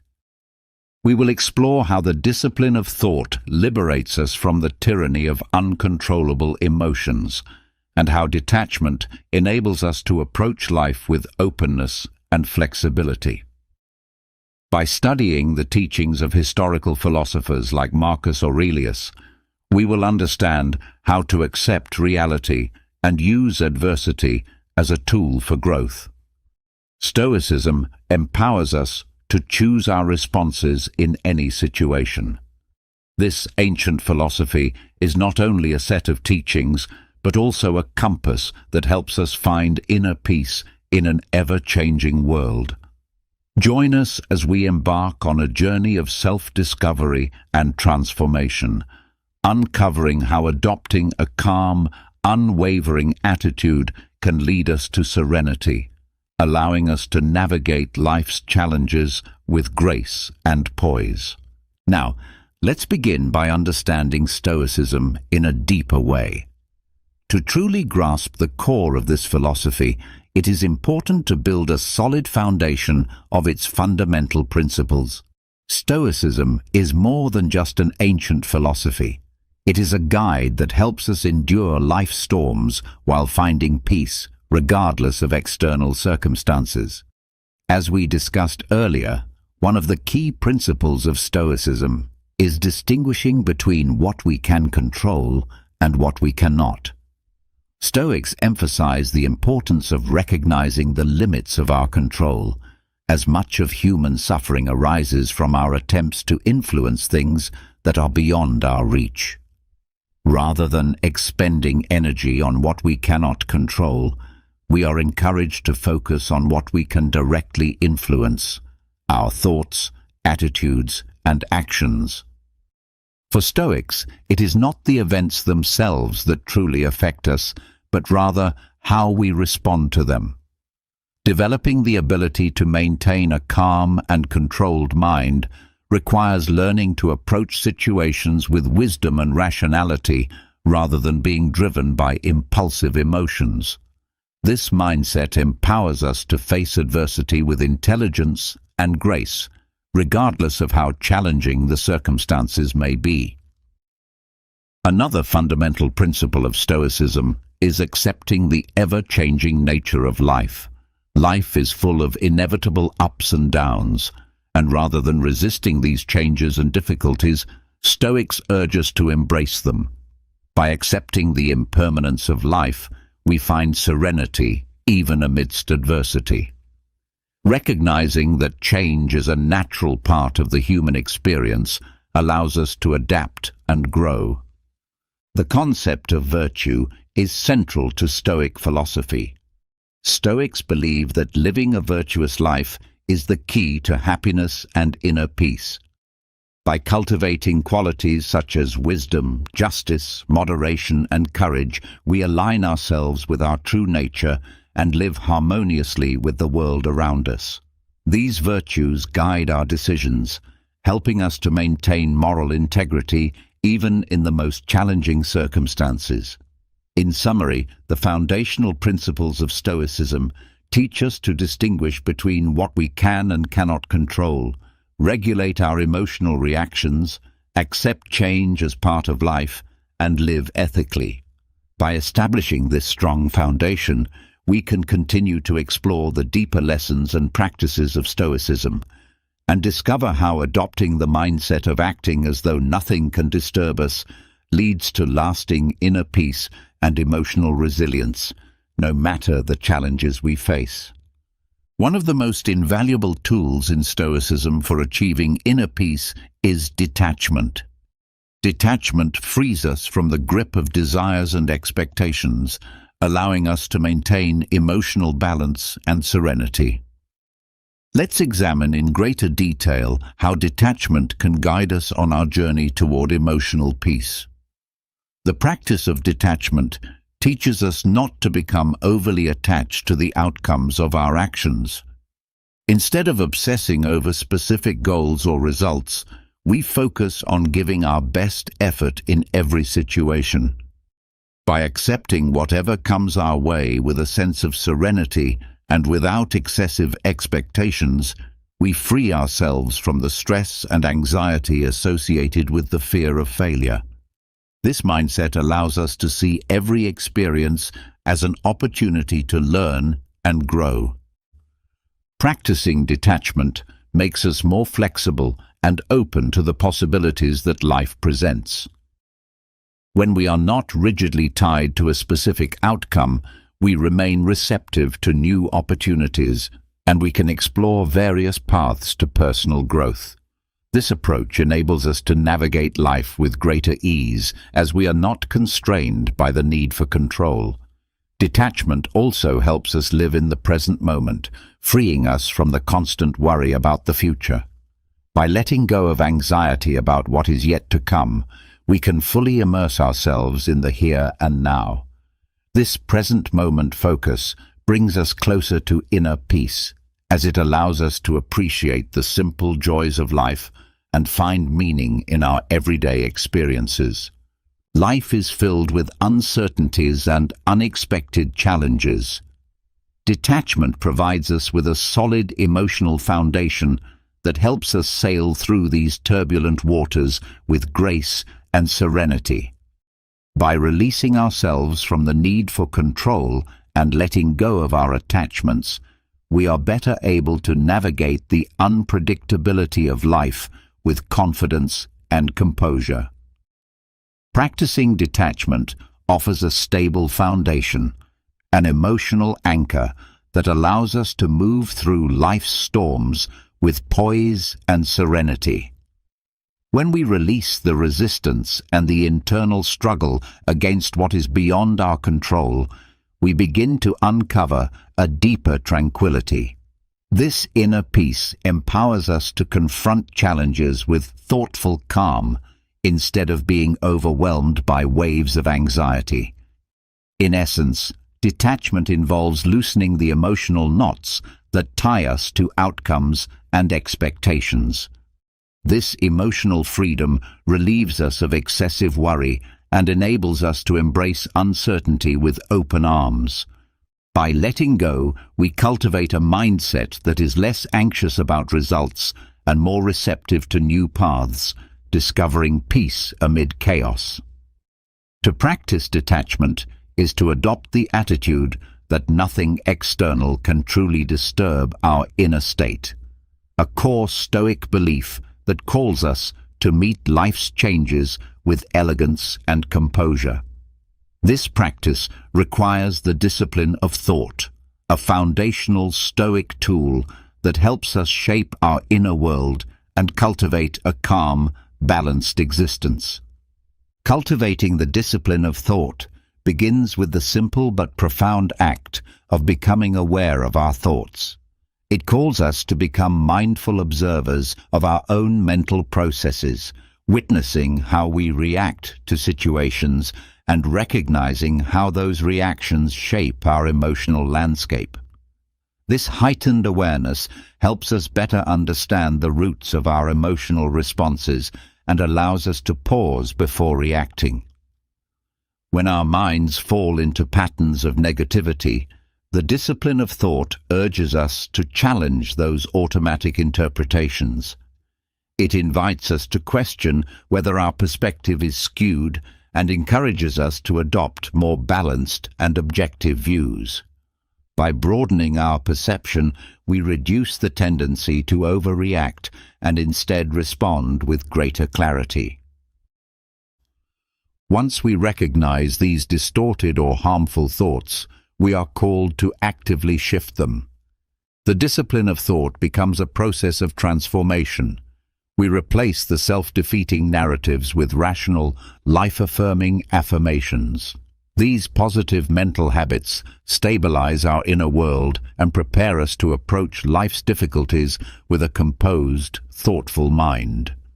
At the heart of this practice lies a focus on what we can control.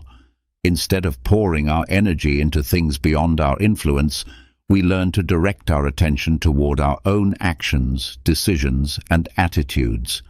By releasing the grip on the uncontrollable, we preserve our mental energy for what truly matters: our responses and the way we carry ourselves in the face of life's trials. Gratitude and reflection also play a vital role in this discipline. Taking time to appreciate what we have and reflecting on our progress fosters a healthier mindset. Gratitude lets us savor the simple joys, while reflection helps us extract wisdom from our experiences. Together, they anchor us in the present and illuminate our personal growth. In summary, the discipline of thought equips us with the tools to reshape our minds into sanctuaries of peace and lucidity. Through mindful awareness, challenging harmful interpretations, and embracing gratitude, we lay the groundwork for a resilient, stoic mind. This inner strength helps us remain composed in the face of difficulty and move ever closer to a state where nothing external can disturb our peace. At the very core of Stoic philosophy is emotional serenity, the deep and abiding calm that allows us to remain composed, even in the face of emotional turbulence. This virtue reveals itself in various ways. It enables us to maintain a sense of stillness when adversity strikes, shielding us from the storms of emotional chaos. Rather than being consumed by panic or pulled into rage, we build the capacity to stay grounded and present. This composure grants us the gift of perspective, especially when navigating life's most testing moments. The Stoics understood that while we cannot control all of life's events, we do have full authority over how we respond. Emotional serenity empowers us to meet challenges with grace and mindfulness instead of reacting impulsively. This mastery over our reactions becomes a cornerstone for managing life's chaos with wisdom and calm. The Stoic perspective also encourages us to look beyond fleeting events. What truly holds weight is not the temporary pain or pleasure, but the integrity of our actions over time. Keeping this long-term view in mind helps us avoid dramatic responses to minor setbacks and instead focus on cultivating emotional stability. Emotional serenity does not merely apply in hardship, it also calls us to maintain balance in times of joy. It teaches us not to become enslaved by momentary pleasures or discouraged by pain. This emotional moderation leads to a more enduring and genuine peace, one that is not swayed by the highs and lows of life. True serenity is not about suppressing emotion, but rather learning how to respond to our emotions wisely. Through this journey, we grow in self-awareness and become capable of choosing our reactions. This conscious response nurtures a deeper understanding of ourselves and our relationship to the world. In conclusion, emotional serenity allows us to stay centered, manage our impulses, adopt a long-range perspective, and uncover a profound inner wisdom. With this virtue, we begin to live with an unwavering calm, undisturbed by the shifting tides of life. One of the most powerful tools we can use to face life's hardships is the visualization of adversity.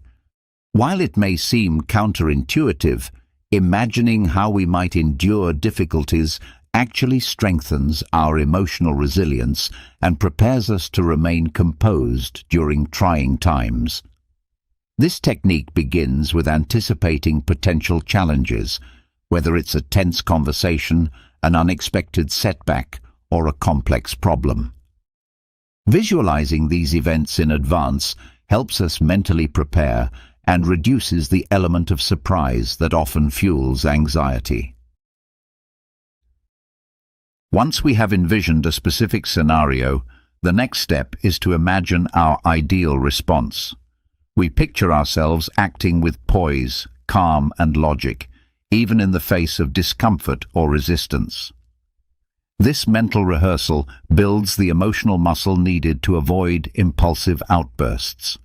Visualization is a form of mental training, enabling us to cultivate the Stoic response before we're even in the situation.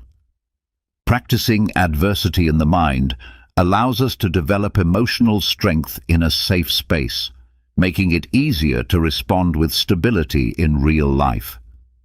Instead of succumbing to stress or anger, we train ourselves to seek solutions and stay composed. Through this process, we also begin to recognize adversity as an opportunity for growth.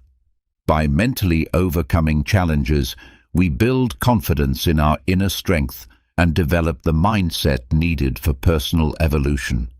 We no longer view difficulties as threats, but as stepping stones. Additionally, this visualization practice helps ease anticipatory anxiety. When we rehearse our responses in advance, we reduce fear of the unknown and become better equipped to handle whatever arises. Our minds become calmer, more grounded, and ready for the unexpected. In summary, visualizing adversity is not about inviting misfortune, but about preparing ourselves to face it with dignity. By imagining future difficulties, rehearsing calm responses, and practicing emotional resilience, we lay a sturdy foundation for navigating life with strength and clarity. Acceptance of reality is another crucial virtue on the path to Stoic serenity. It acts as a compass, pointing us toward inner peace and emotional balance. Accepting reality does not mean giving up. It means understanding and aligning ourselves with the nature of things. Recognizing what is within our control and what is not is the first and most important step. According to the Stoics, many aspects of life are outside our influence. The weather, the actions of others, or unexpected losses, these are beyond our reach. What remains under our control, however, is our response, our attitude, and our behavior. Accepting reality means turning our focus inward toward these controllable elements. When we stop resisting the parts of life we cannot change, we begin to release ourselves from unnecessary suffering. Resisting what is inevitable only multiplies our pain. On the other hand, acceptance teaches us to let go of the internal struggle and instead embrace life as it is. It encourages adaptation rather than confrontation. This shift in mindset brings with it a deeper sense of peace. We begin to respond to life with understanding, not frustration. Rather than being caught in a constant battle against what is, we learn to flow with life's rhythm.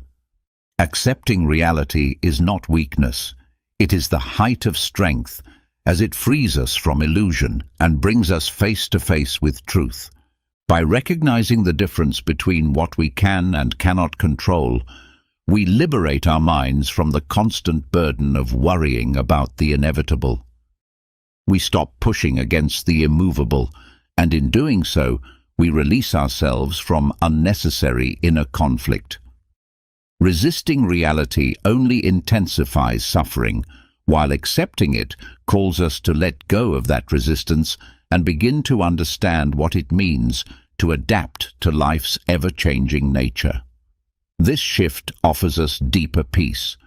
Acceptance teaches us how to move in harmony with life rather than resisting its flow, which often leads to mental turmoil and internal wars that serve no purpose. When we fight against the things we cannot change, we drain our energy and invite anxiety into our lives. But by embracing reality as it is, we free ourselves from needless battles and learn to redirect our focus toward what we truly can influence. This redirected energy becomes a powerful force for growth, both personal and collective. It can be channeled into improving ourselves and making meaningful contributions to the world around us. Within this acceptance lies a subtle but profound beauty, an appreciation for the imperfect and the difficult. Life is not flawless. It is filled with challenges, setbacks, and imperfections, yet in these very struggles we can discover beauty and strength. Accepting reality helps us find courage in the midst of adversity and teaches us to value the full human experience. Our flaws, our trials, These are not distractions from life, but essential parts of it. They shape us, offering us lessons that no comfort ever could. By embracing these imperfections, we evolve, we grow, and we find a quiet kind of wisdom that leads to serenity. Choosing to accept life as it unfolds is the first step toward inner peace. It liberates us from the mental wrestling match against circumstances beyond our power. We come to rest in a calmer state of being, less disturbed by stress, less pulled into the chaos of fear and frustration. Serenity becomes our anchor, allowing us to face hardship with grace and calm strength. In the end, acceptance opens the gateway to a deeper tranquility. By understanding what lies within our power and what does not, by letting go of resistance, and by learning to appreciate life's imperfections, we build a stoic mindset, resilient and calm, no matter what life throws our way. In our search for this inner peace, Stoicism teaches us to give generously and to place the needs of others above our own at times. However, we must also be cautious of the shadow side of kindness. While we live in a world where many people give selflessly, some do so to the point of draining their emotional and financial reserves, offering and giving without limits. If you're new here, I invite you to support this message by subscribing and liking the video so I can continue sharing this kind of content. The truth is, excessive kindness can put us at risk in unexpected ways.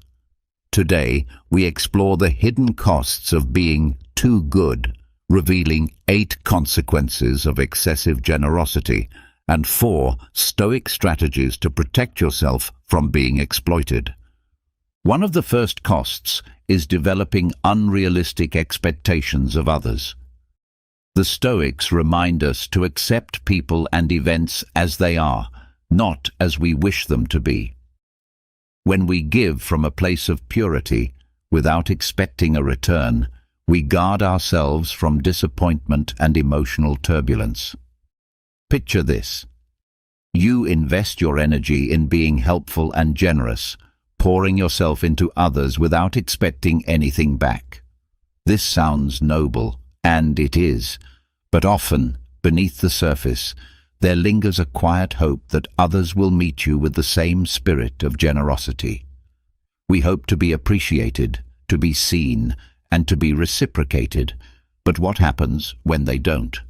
The problem lies in these expectations. When we anticipate that others will mirror our behavior, we make ourselves vulnerable to disappointment. It's natural to want recognition and appreciation, but the Stoics warn that we cannot control others, we can only control ourselves. Even when we strive to be completely altruistic, a part of us still hopes for some kind of acknowledgement.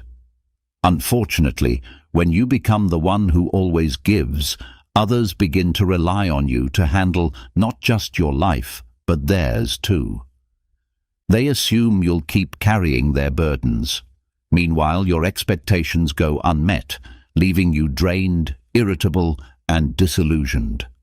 True Stoic wisdom lies in finding fulfillment in the act of giving itself, detached from how others respond. That way, your peace remains untouched by external behavior. Another consequence of excessive generosity is that people may come to expect it from you constantly. The Stoics greatly valued moderation, and this principle becomes a vital tool in a world full of endless demands.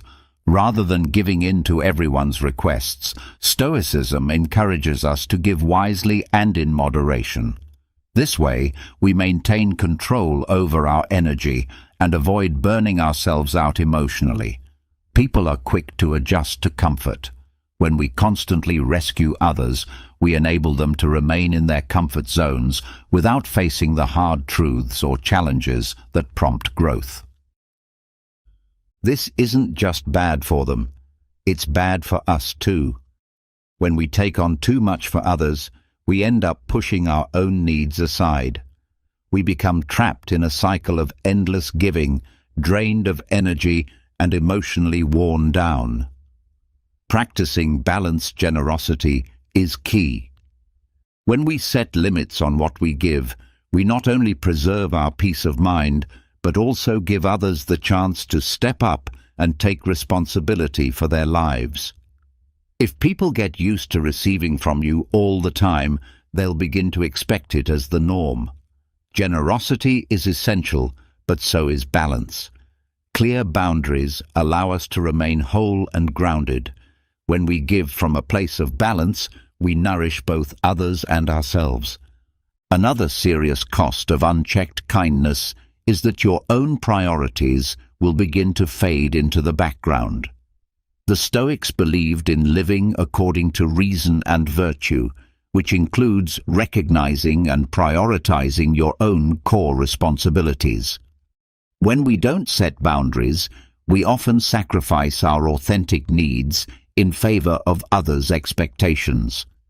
If you constantly give yourself to other people's problems, it may be because you're trying to escape from your own inner discomfort, fear, loneliness, or unresolved pain. These emotions, emptiness, the silence that echoes too loudly, the longing for connection, can be difficult to face. In trying to avoid them, we may throw ourselves into helping others.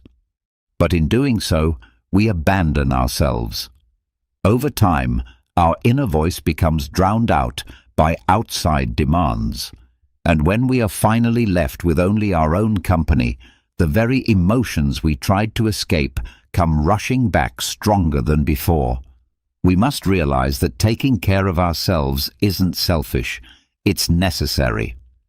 Attending to our own needs is an act of preservation, not neglect. The Stoics teach us that boundary setting is not an act of ego, but a form of virtue. It allows us to live authentically and meaningfully. So next time you feel the urge to avoid your own pain by losing yourself in service to others, pause. Acknowledge the discomfort. Sit with the silence. Embrace your feelings with compassion. Honor your own needs and desires. When you begin to live from that place of self-honesty, you become a stronger, fuller version of yourself, able to offer genuine, balanced kindness to others without losing yourself in the process. Finally, another danger of being overly kind is that people may start to perceive you as weak and treat you accordingly. Stoicism encourages us to develop inner strength, self-mastery, and clear boundaries. When we allow others to overstep those boundaries, not only do we risk emotional exhaustion, but we may also send the message that our time, energy, and well-being are secondary. This perception can lead others to take advantage of us or undermine our authority. Stoicism isn't about building walls or being cold-hearted. It's about showing up with clarity, self-respect, and a deep understanding of what we can offer without losing ourselves. It's about protecting our energy so we can continue to be of service in a way that uplifts rather than diminishes our spirit. When you choose to live with authenticity, you not only develop a strong sense of internal stability, but also find yourself able to give to others in a way that is generous, balanced, and rooted in sincerity. This kind of giving comes from a place of emotional fullness, not obligation or depletion. However, in contrast, when you overextend yourself, you risk being seen not as generous, but as weak, and, unfortunately, treated accordingly.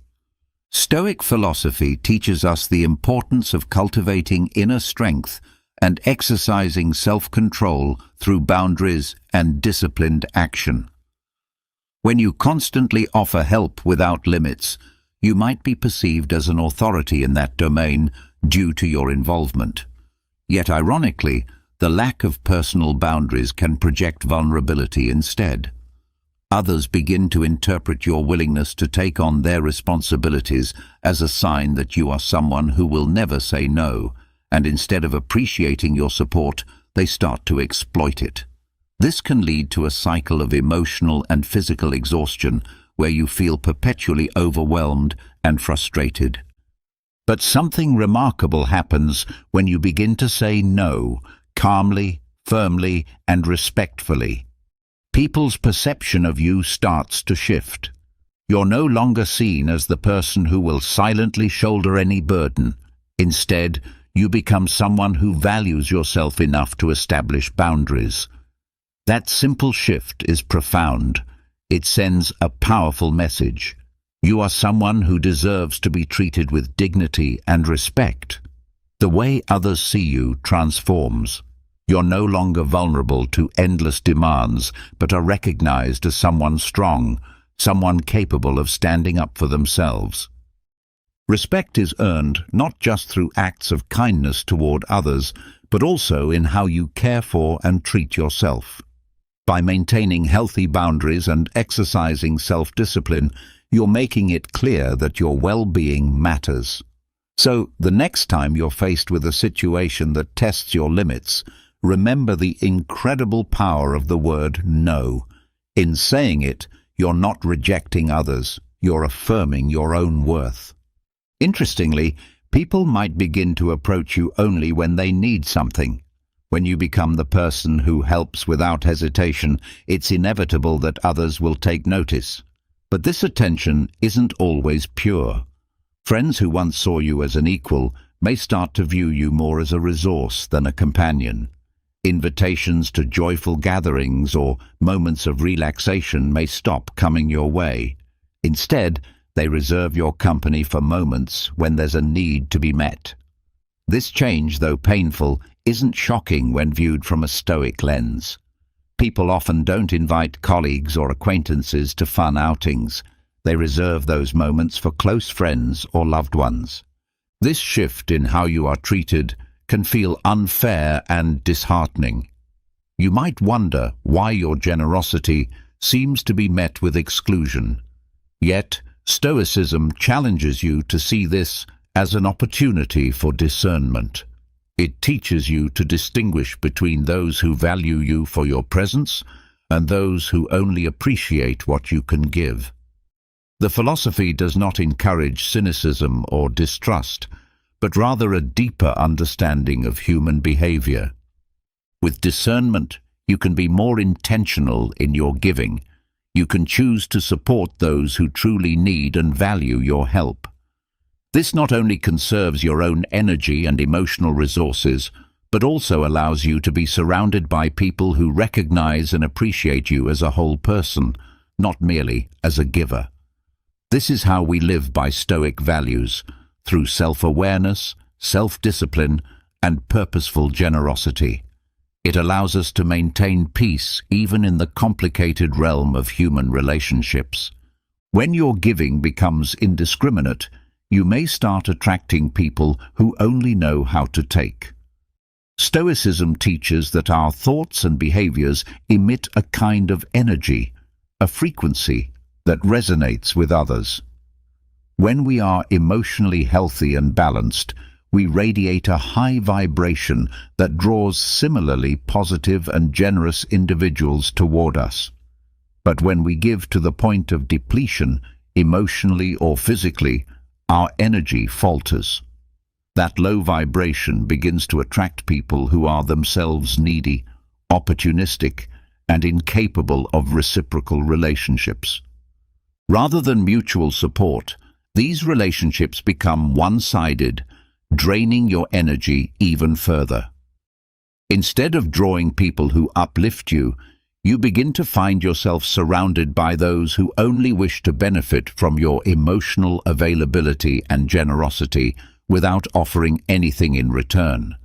The key, according to Stoic wisdom, lies in discernment and moderation.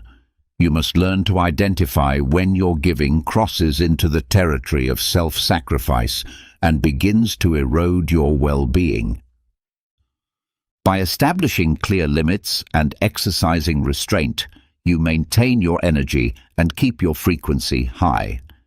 This invites into your life those who are authentic, who appreciate you, and who are capable of mutual respect and support. In being mindful of how and to whom you give, you ensure that your relationships are grounded in honesty, integrity, and reciprocity, essential Stoic principles that promote genuine human connection. There's also a danger that you might unknowingly slip into addictive behaviors. The Stoics warned us about the risks of addiction, not just to substances, but to emotional patterns and habits that disrupt balance and harmony in our lives. When you give excessively and feel constantly drained, you may begin seeking relief through unhealthy means. Overeating, drinking, gambling, or compulsive habits can sneak in as ways to cope with the overwhelming weight of emotional fatigue. Stoicism emphasizes the importance of self-awareness and moderation. If someone close to you notices these patterns and expresses concern, their words may be difficult to hear at first. It's natural to feel defensive or dismissive when confronted, but the philosophy encourages us to receive such observations with humility and gratitude. These expressions of concern often come from a place of deep care. Listening to them is an act of wisdom, one that reflects your commitment to personal growth and inner strength. By accepting and acting on these concerns, you demonstrate a powerful Stoic principle in real life, taking responsibility for your well-being. This commitment not only protects you from falling deeper into destructive habits, but also propels you toward a more meaningful and fulfilling existence. Yet one of the most surprising consequences of being genuinely kind is that you may arouse suspicion rather than admiration. Stoicism reminds us to act with virtue regardless of how others may see us. When we live aligned with our principles and values, we build a reputation that is resilient, even when met with doubt or misjudgment. Still, it's a sobering truth that genuinely kind people are rare in this world. Because of that, when you show genuine kindness, people might not respond with gratitude. Instead, they may question your motives. Your goodness might not be met with warmth, but with doubt. And sadly, it often doesn't take long before your authentic intentions are misunderstood. This doesn't necessarily mean that you are surrounded by untrusting individuals. More often than not, you are simply dealing with realists, people who have learned to be cautious. Overly enthusiastic individuals sometimes mask their darker motives behind a facade of kindness, and because of this, many choose to keep their distance and reject the help that's offered. To avoid being used or taken for granted, it's important to understand how to protect yourself. One essential approach is to listen to your inner feelings. This idea aligns with the Stoic philosophy of self-awareness. Tuning into your emotions allows you to reflect on your own behavior and assess how your actions are impacting you. The Stoics emphasized self-examination as a way to better understand our responses and needs. By observing your emotional state, you can recognize if you are giving too much and wearing yourself out emotionally. This awareness helps you shift your behavior and find a more sustainable and healthy balance. Ask yourself how you truly feel when helping others. Helping others at your own expense is often seen as a noble act, but if doing so leaves you feeling drained, frustrated, or used, then you must take those feelings seriously. If something that is not your responsibility causes you significant discomfort, you owe it to yourself not to ignore it. Instead, acknowledge how the help you are offering is affecting your overall well-being. Another key strategy is to let go of your fear of saying the word no. This also reflects a Stoic mindset. It's vital to understand that your time and energy are valuable resources and must be used wisely and in balance. Saying no when you're overwhelmed or when a request seems unreasonable is an act of self-control. Although many people associate the word no with rejection or negativity, refusing certain requests is necessary for preserving your emotional and mental health. Without learning to say no, life can become filled with frustration and resentment. When someone asks more of you than you are willing or able to give, rehearse saying no. Practice in front of a mirror if necessary, and remind yourself that setting limits is the only way to reclaim your time and avoid unnecessary emotional risks. It's also crucial to recognize that you deserve your own time and space, and these should be respected. In line with Stoic values of self-discipline and personal respect, creating and protecting time for yourself is non-negotiable. Whether it's reading, drawing, practicing yoga, or simply sipping tea while listening to your favorite music, prioritize activities that nourish your spirit. Aim to finish your obligations efficiently so that you can indulge in this restorative time.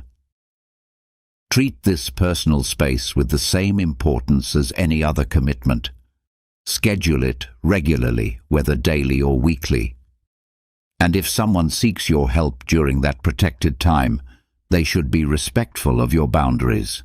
If they are not, do not hesitate to decline without guilt. Of course, if you wish to be more flexible, you can offer to assist them at another time, but always make it clear that your availability has limits, because your life and well-being matter too. Another important consideration is learning to identify and distance yourself from energy vampires. These are individuals who, whether intentionally or not, consistently drain your emotional energy. Using Stoic principles of discernment and self-discipline, evaluate your relationships carefully. Ask yourself if certain people uplift or deplete you. Distancing yourself from those who constantly take without giving back is a powerful act of self-care and emotional wisdom. If you try to help someone who thrives on negativity, it likely won't succeed. These individuals tend to dwell on complaints, misfortunes, and a bleak worldview. They often have no real intention of resolving their problems because doing so would rob them of the opportunity to complain, something they rely on. This mindset goes against Stoic values, which advocate for personal responsibility and inner strength. Stoicism also teaches that moderation is key. This applies to generosity as well. If you give too little, you may come across as stingy or uncaring. On the other hand, if you give too much, you risk depleting not just your energy, but possibly your financial resources too. Therefore, aim to find the middle ground. Balance is essential when deciding how much to give and how much to hold back.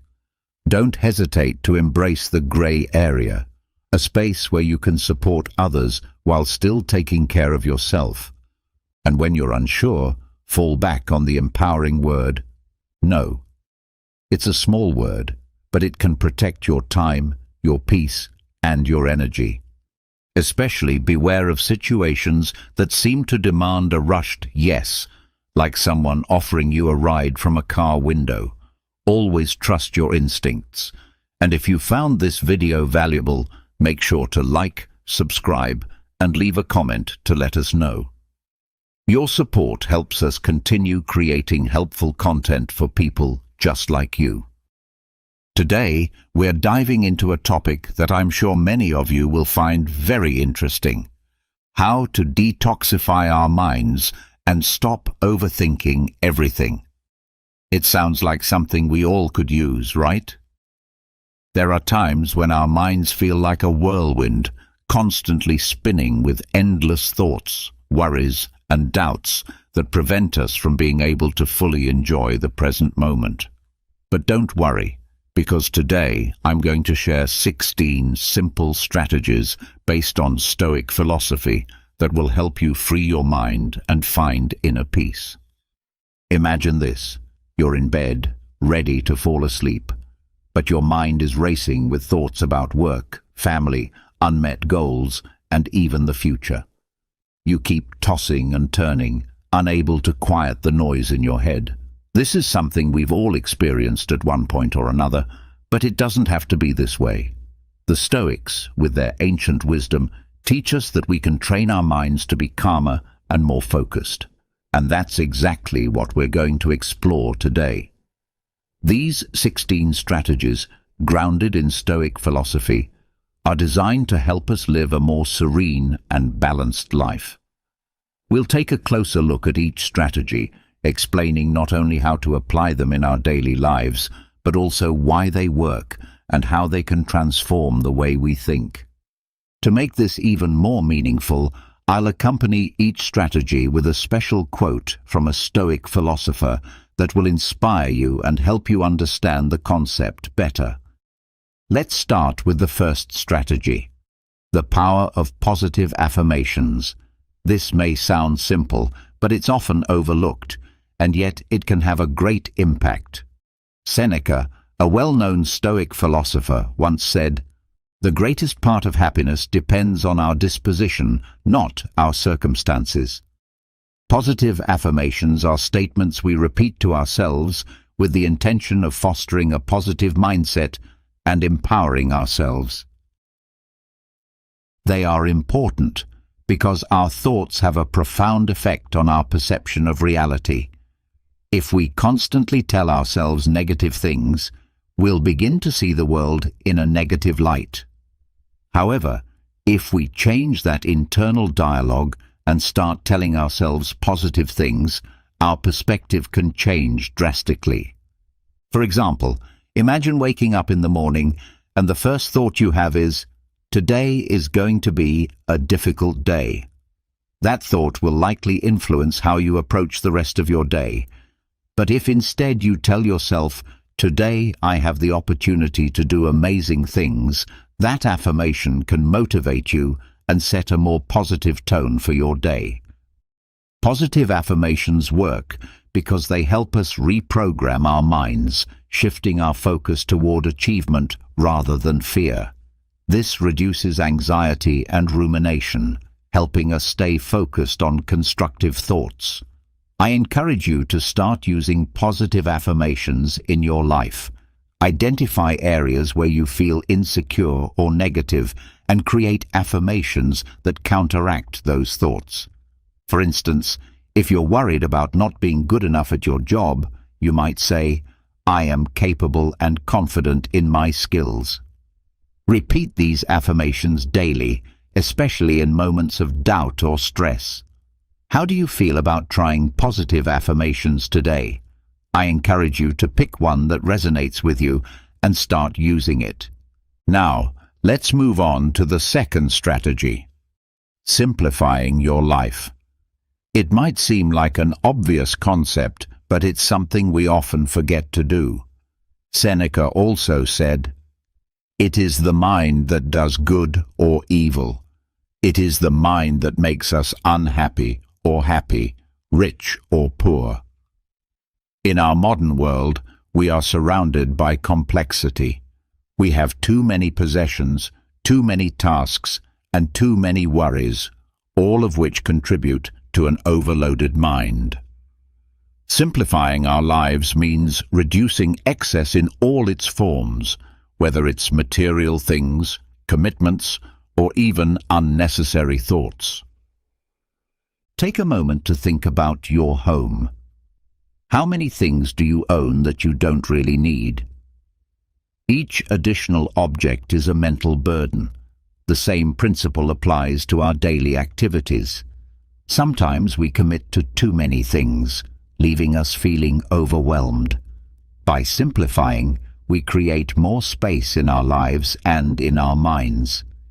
This is effective because eliminating unnecessary distractions reduces the number of things we need to think about.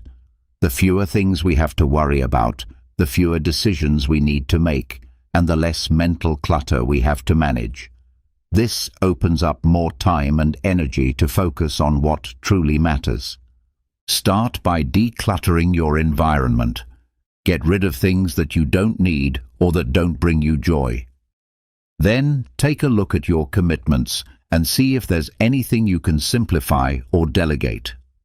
Lastly, try simplifying your thoughts by practicing mindfulness and focusing on the present moment.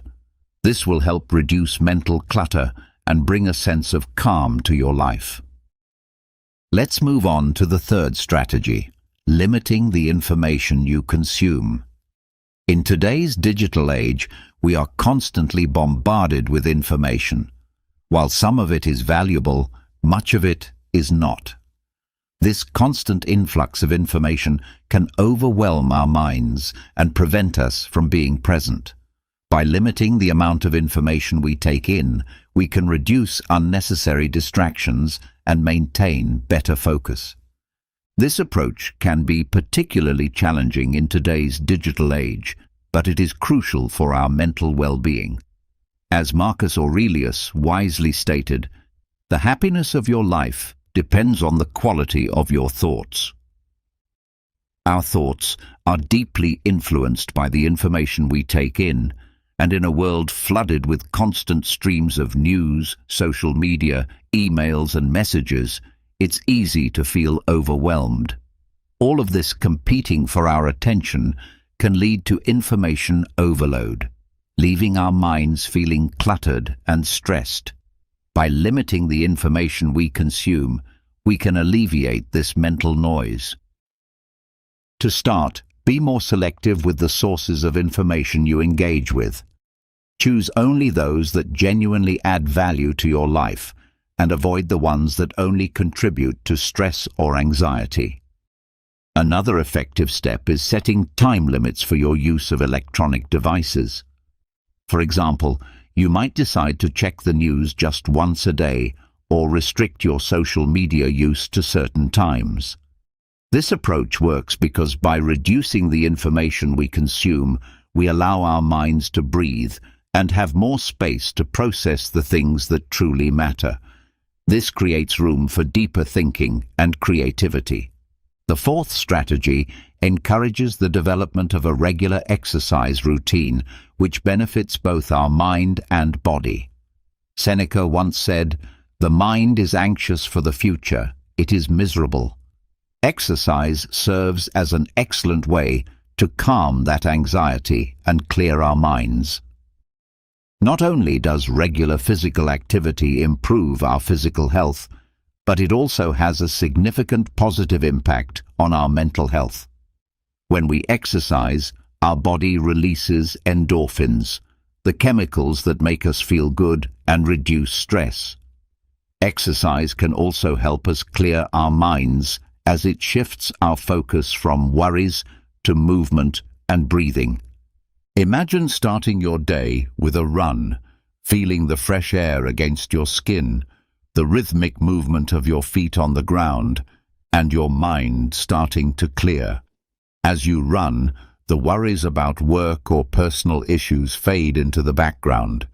You're simply enjoying the moment, which is a great way to practice mindfulness while also taking care of your body. This works because exercise not only enhances physical fitness, but also helps us manage stress and anxiety more effectively. Furthermore, it provides a sense of accomplishment and well-being, which improves our overall attitude toward life. It's highly beneficial to incorporate more physical activity into your daily routine. The fifth strategy is daily meditation. Though this practice may seem simple, it has a profound impact on our mental clarity. Meditation is a powerful tool to calm the mind and reduce an excess of thoughts. It involves taking some time each day to sit in silence, focus on your breathing, and observe your thoughts without judgment. Through this practice, we train our minds to become more present and less reactive. Picture yourself finding a quiet space, sitting comfortably and closing your eyes. As you breathe deeply, you focus on the sensation of the air entering and leaving your lungs. If your mind starts to wander, you gently guide it back to your breath without self-criticism. This regular practice helps reduce stress and anxiety, allowing you to better manage the challenges of daily life. It works because meditation teaches us to observe our thoughts without becoming attached to them. Over time, this creates mental space, helping us see things more clearly and with less emotional attachment. It also reduces the volume of overwhelming thoughts and leads to a more calm and focused mind. The sixth strategy is about setting clear limits. This is crucial for maintaining peace of mind. Epictetus, a Stoic philosopher, reminds us, "No one can hurt you without your consent."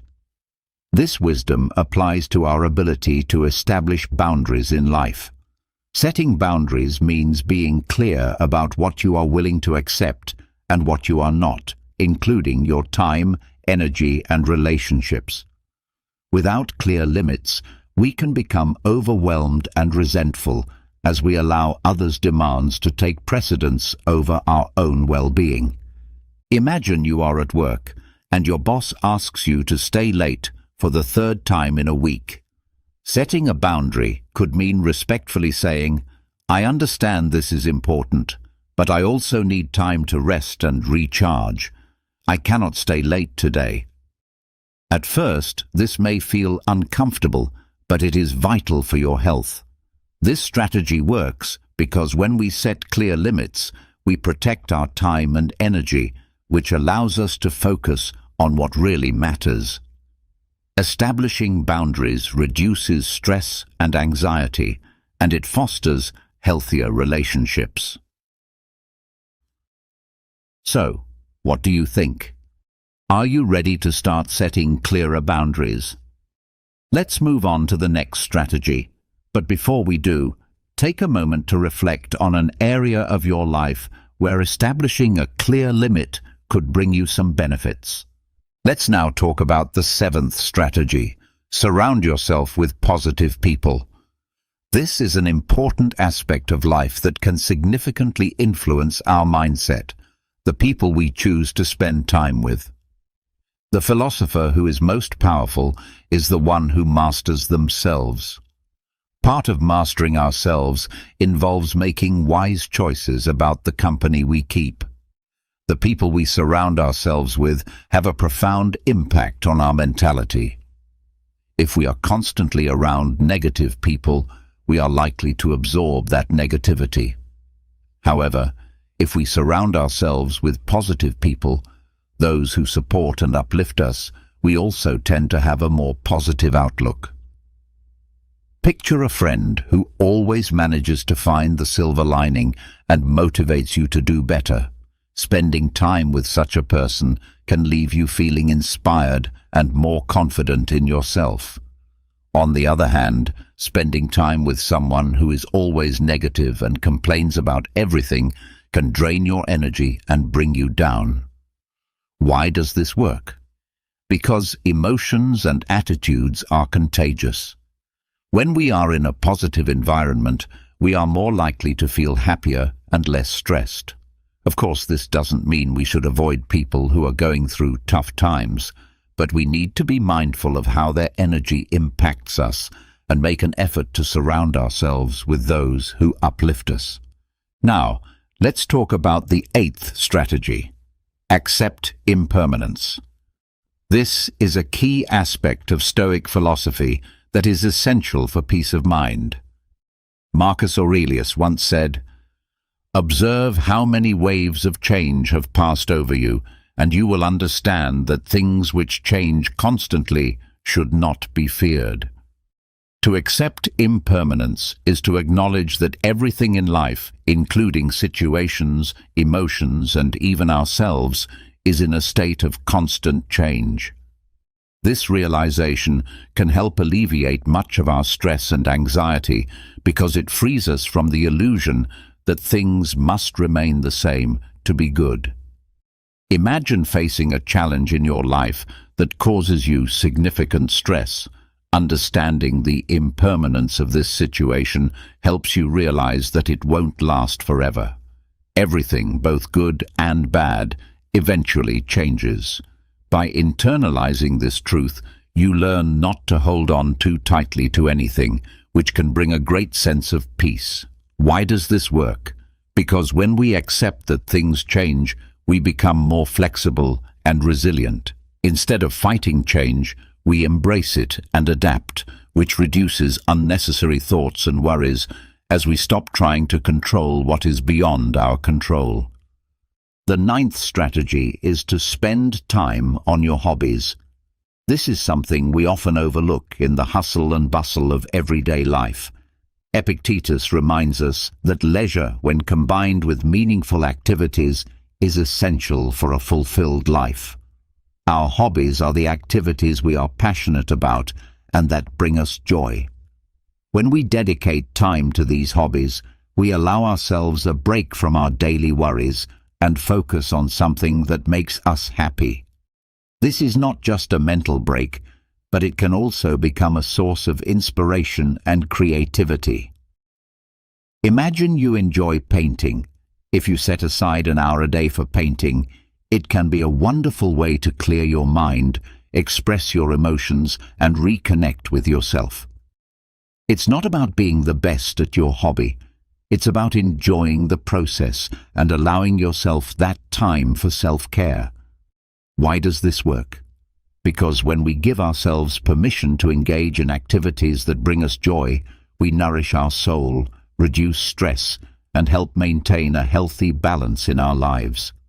Hobbies also offer an excellent opportunity to practice mindfulness as we become fully immersed in the activity at hand. So, what do you think? Are you ready to dedicate more time to your hobbies? Let's now move on to the 10th strategy. But before we do, think of a hobby that brings you joy and how you can integrate it more regularly into your routine. Now, let's discuss the 10th strategy. Learn to say no. This is something many of us struggle with, yet it is one of the most powerful tools we can develop to protect our peace of mind.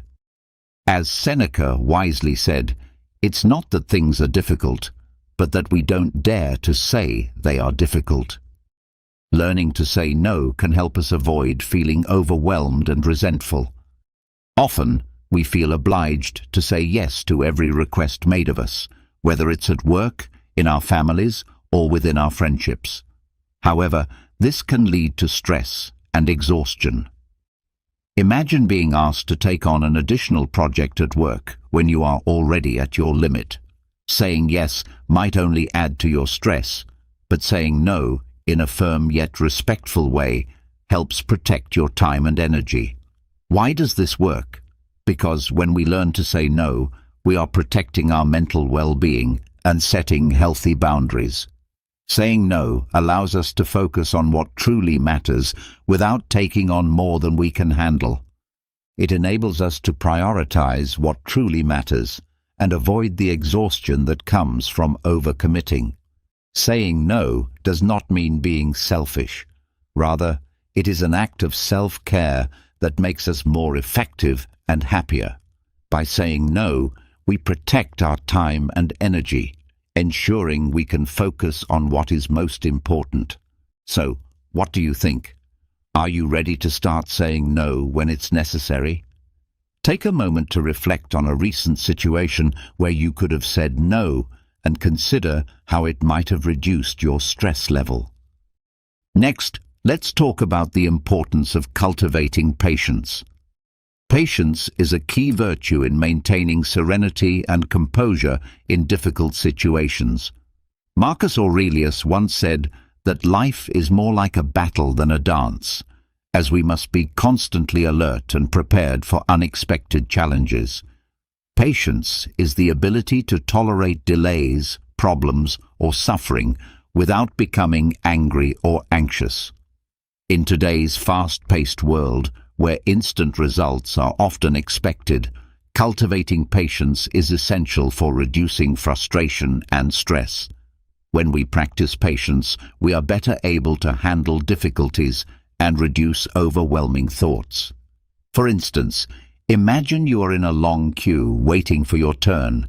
Instead of becoming impatient, you take a deep breath and use that time to reflect, observe, or simply relax. Why does this work?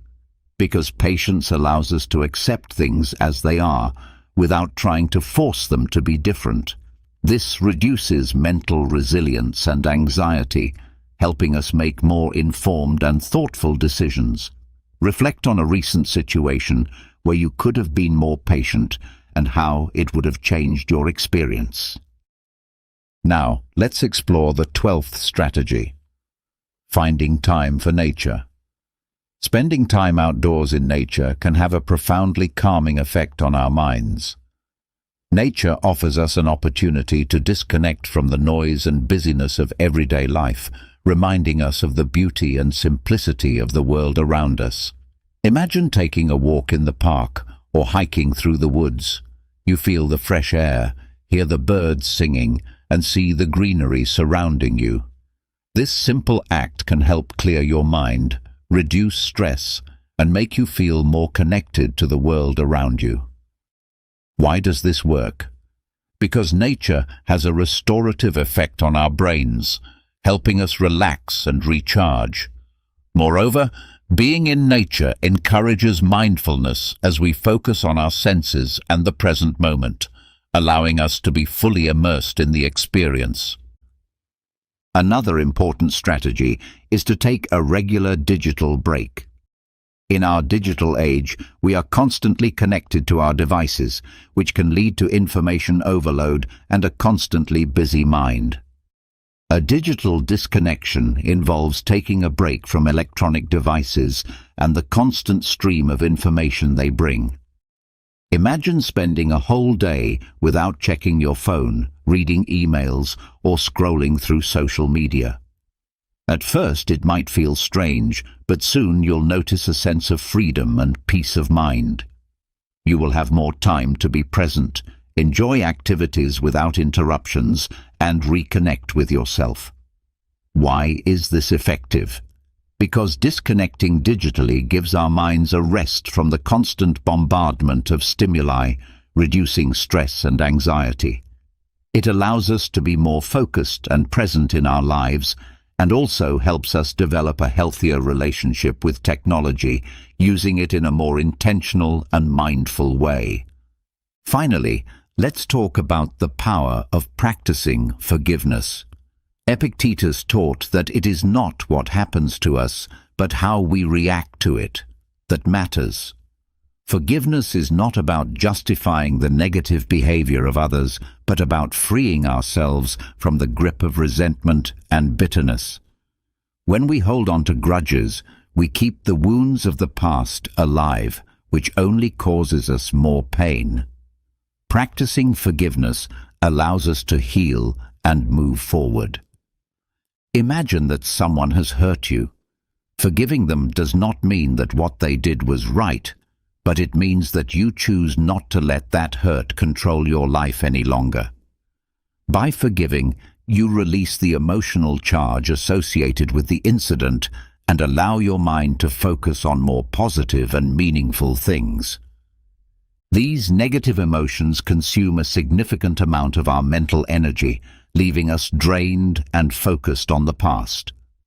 By letting go of grudges and choosing forgiveness, we free ourselves from this weight, allowing our minds to focus on the present and on positive aspects of life. This shift not only lightens our emotional load, but also reduces the frequency of negative thoughts. In turn, we can improve our mental health, making room for more positivity and allowing us to live fuller and happier lives. So, what do you think? Are you ready to embrace the practice of forgiveness? Take a moment to reflect on a situation where forgiving someone could have a profound impact on your life, and think about how that could change your experience moving forward. Next, we move on to the 5th strategy: keeping a personal journal. Writing in a journal is a powerful practice that can help you organize your thoughts and emotions. Marcus Aurelius, in his Meditations, demonstrated how writing can serve as a tool for introspection and achieving mental clarity.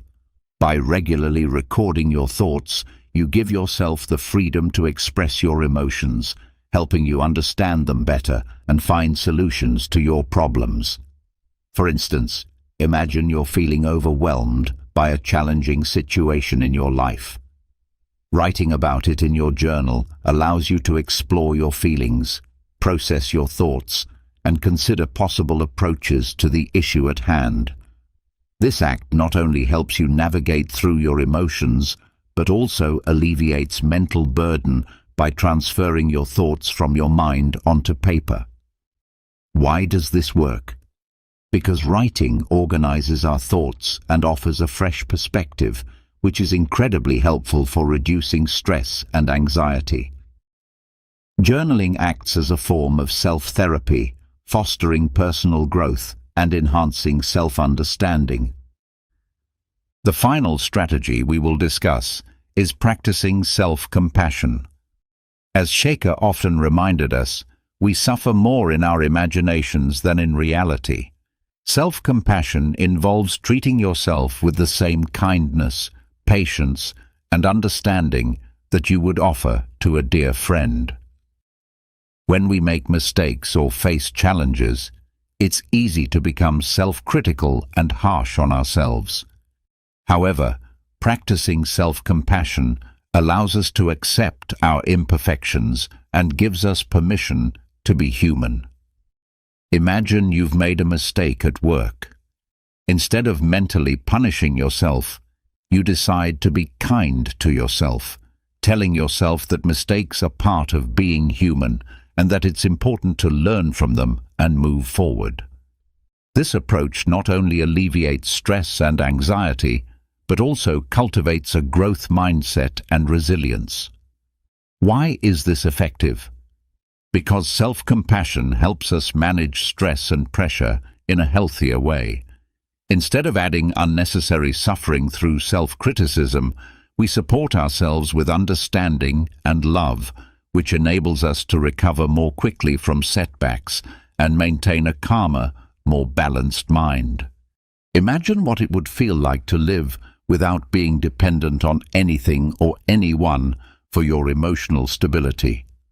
Imagine being able to maintain your peace without erupting in anger, without losing control, and without letting someone's words or actions have the power to shatter your mood. It may sound impossible, doesn't it? But that's not what I'm here to talk to you about today. What I want to share with you will completely shift the way you view life, not through magic, and certainly not through shallow, positive thinking, but through practical wisdom.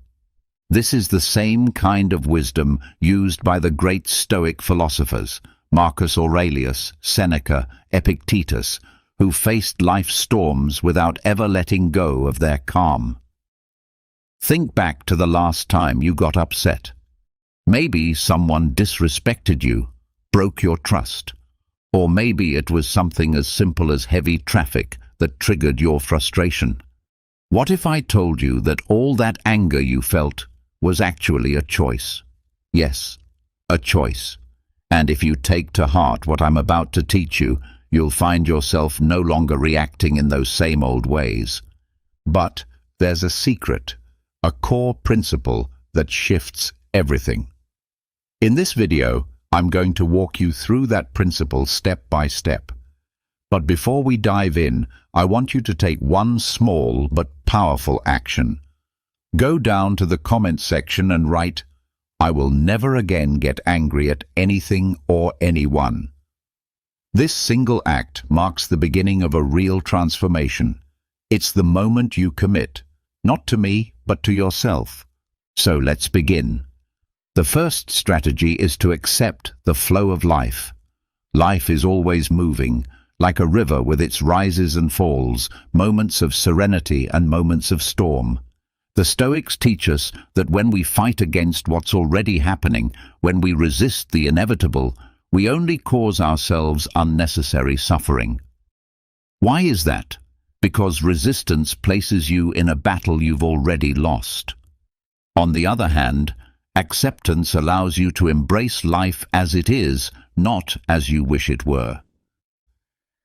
Acceptance doesn't mean giving up or becoming passive. It means recognizing that while you may not have control over external circumstances, you always have control over how you respond and what actions you take. When you fully embrace this mindset, you stop burdening yourself with frustrations that don't serve you. Picture yourself facing an unexpected problem. You can waste energy wondering, "Why me?" Or you can shift your focus to, "What can I do right now?" Acceptance offers mental clarity, helping you make better decisions and freeing you from emotional suffering. It also involves recognizing that everything in life is temporary. Neither happiness nor sadness lasts forever. This deeper understanding helps you savor the good times without clinging to them, and approach the difficult times knowing they too shall pass. To live in the flow of life is to find peace amid change, understanding that you always have the power to choose how you move forward. The second strategy is to stop judging others. Judging people is like carrying around a heavy backpack filled with stones that don't belong to you. The Stoics remind us that most of our judgments are not really about other people. They're reflections of our own unmet expectations, insecurities, or misunderstandings. Every time you criticize or label someone, you're stepping away from the path of your own personal growth. Think about it. Someone does something that annoys or confuses you. Instead of rushing to judge, pause and ask yourself, do I really know their full story? Do I know what struggles they're facing internally? Most likely, you don't. And adopting this perspective allows you to respond with empathy rather than criticism. Letting go of judgment doesn't mean you excuse harmful behavior. It means you understand that people's actions say more about them than they do about you. This shift in perspective not only brings emotional relief, but also improves your relationships. And here's something powerful. When you stop judging others, you also let go of the fear of being judged yourself. The weight of constantly seeking approval lifts, and with that freedom comes inner peace. Rather than spending your energy criticizing others, use that energy to reflect on how you can grow and improve. We are all imperfect.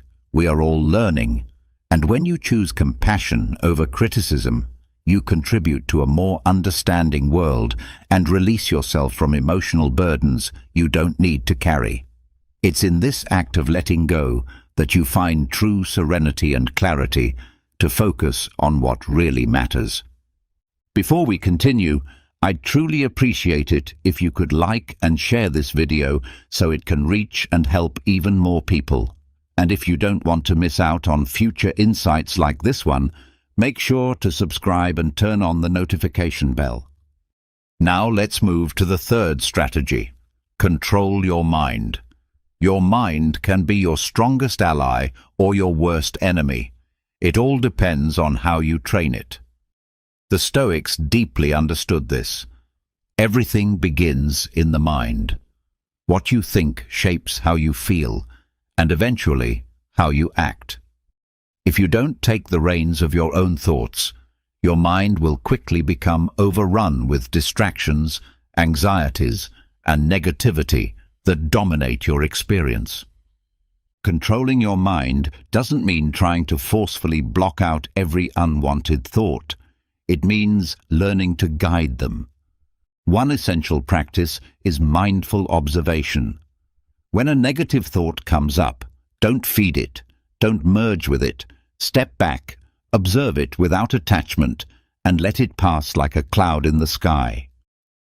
Meditation is a powerful way to strengthen this skill. Just a few minutes a day focusing on your breath or silently repeating a calming phrase can build your ability to remain steady in difficult situations. This simple habit enhances your mental strength, allowing you to stay grounded even when life throws challenges your way. By learning to observe your thoughts without being controlled by them, You gradually develop a deeper inner peace. You no longer react impulsively. You respond with awareness. And that is the essence of true emotional mastery. This journey is not about perfection. It's about progress. It's about choosing understanding over anger, peace over judgment, and awareness over reactivity. The more you live by these principles, the more freedom you will experience, not just from others, but from your own internal storms. And that, my friend, is how you begin to live with real strength and serenity.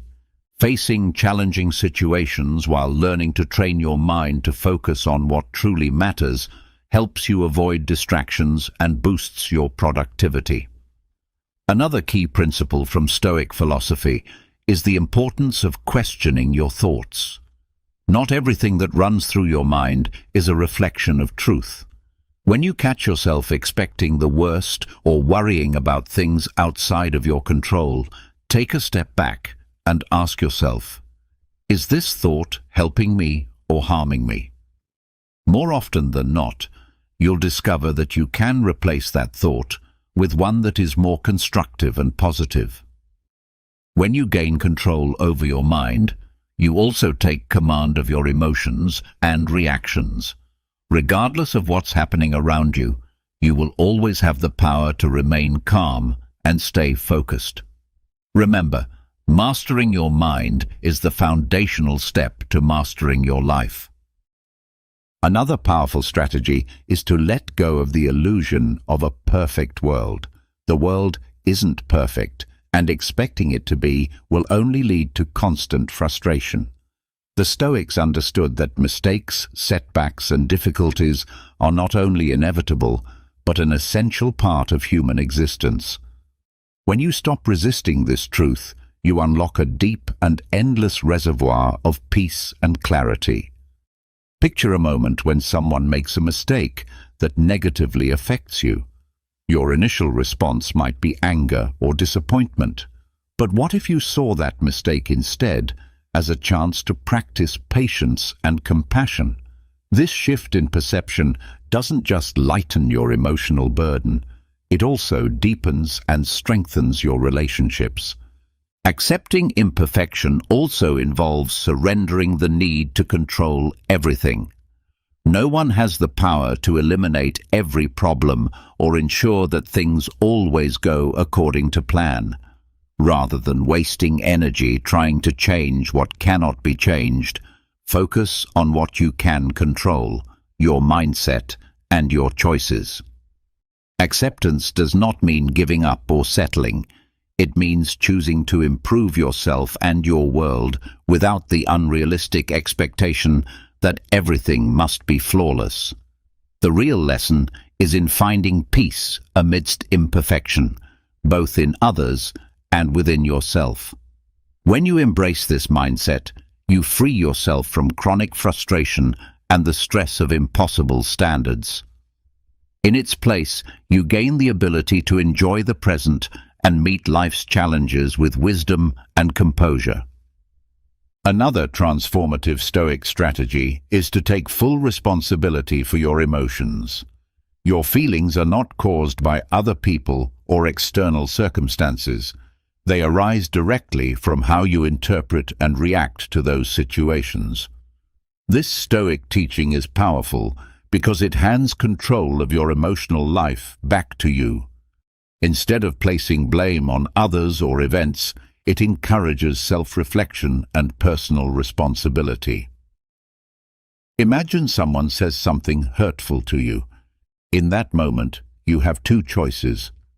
You can let their words disturb your peace and react with anger or sadness, or you can recognize that their opinion doesn't define your worth or control your inner calm. The key is to remember that no one can make you feel a certain way without your permission. Owning your emotions also involves letting go of the need for outside validation. Often, our negative feelings stem from unmet expectations. We want others to behave in specific ways or meet certain standards. But when you realize that those expectations are yours alone and not obligations for others to fulfill, you liberate yourself from unnecessary disappointment. This doesn't mean you should suppress how you feel. Instead, it's about understanding your emotions and managing them in a healthier way. If you're feeling frustrated rather than blaming someone else, ask yourself, what thought or belief is fueling this emotion? This act of self-inquiry helps you uncover and challenge the internal narratives that are affecting your mood. When you take ownership of your emotions, you become the author of your inner experience. No matter what's happening outside of you, you always hold the power to choose your response. Practicing this daily doesn't just bring inner peace, it also improves the quality of your relationships and allows for deeper emotional connection. Never forget, your emotional well-being is your own responsibility. The final strategy is to master the art of not reacting. Not every situation in life demands an immediate response. In today's world, we're often expected to react quickly, to reply, to act, to make decisions without pause. But true strength lies in the ability to wait, to breathe, to pause. Practicing the pause, a brief but mighty moment before you speak or act, is a valuable tool. It helps you reclaim control over your emotions and actions. When you're provoked by criticism, disagreement, or a difficult situation, your first impulse may come from raw emotion. Acting on that impulse can lead to misunderstandings, regrets, or escalation. On the other hand, if you pause, you give yourself the space to assess the situation with clarity. You quiet the emotional noise and choose a response rooted in wisdom. The art of not reacting doesn't mean ignoring or suppressing your emotions. Instead, it means giving them room to be acknowledged and understood before you respond.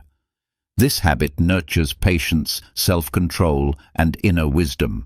It transforms your words and actions into tools that build and uplift, rather than weapons that harm or destroy. Taking that pause also communicates a quiet strength to those around you. It shows that you are not easily manipulated or provoked. It demonstrates that your peace is not up for grabs. When you demonstrate that you're not easily manipulated and can stay grounded even in difficult or high-pressure situations, you're revealing a deep level of emotional maturity and inner resilience.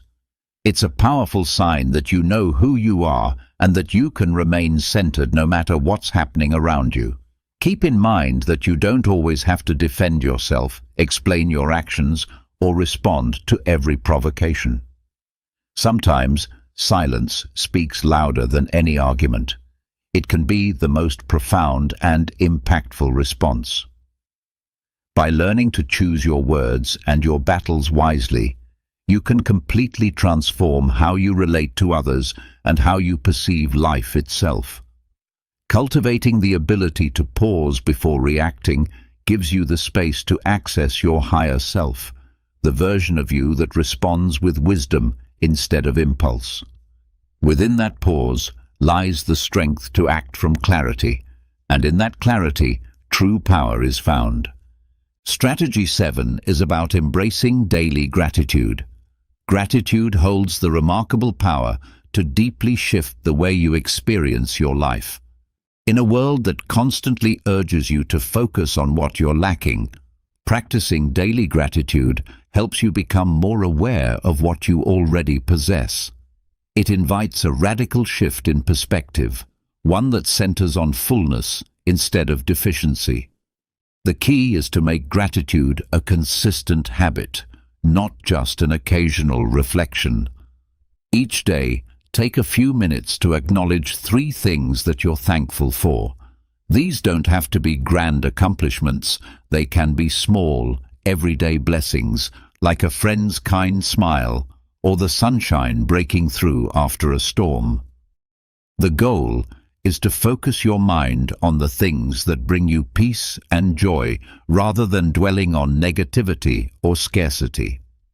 This simple daily habit allows you to view the world through a more appreciative and peaceful lens, recognizing the abundance that already surrounds you. Gratitude not only fosters inner peace, but it also elevates your relationships by helping you truly value the people and experiences that you might otherwise overlook. By practicing gratitude daily, you cultivate a mindset rooted in abundance rather than lack. The more you train yourself to be thankful, the more reasons you'll begin to find for continued thankfulness. This generates a powerful and expansive cycle of positivity. Gratitude directly enhances your emotional well-being by reducing stress, easing anxiety, and alleviating frustration. It reconnects you with a deeper sense of purpose and fulfillment. Embracing gratitude doesn't mean ignoring life's difficulties. It means seeking out the light, even in moments of darkness. Making gratitude a daily ritual is a simple practice, but one with immense transformative power. When you focus on the blessings already present in your life, you change the way you live, creating a more fulfilled and conscious existence. Strategy 8 encourages you to focus your attention on what you can control. Life is inherently uncertain, filled with elements that lie outside your reach. You cannot control the weather, other people's opinions, or rewrite the past. However, there is one thing that remains firmly within your power: your own thoughts, emotions, and actions. When you shift your energy toward what is within your control, you liberate yourself from the exhaustion and frustration that come from trying to change the unchangeable. The first step is acknowledging that much of the anxiety and stress you experience stems from fixating on things you can't influence, worrying about the future, dwelling on how others perceive you, or replaying past mistakes. These mental habits distance you from the present, robbing you of the ability to respond wisely to what's happening right now. Instead of obsessing over what's out of your hands, redirect your focus toward what you can influence. You hold power over your choices, your responses to situations, and how you face the challenges before you.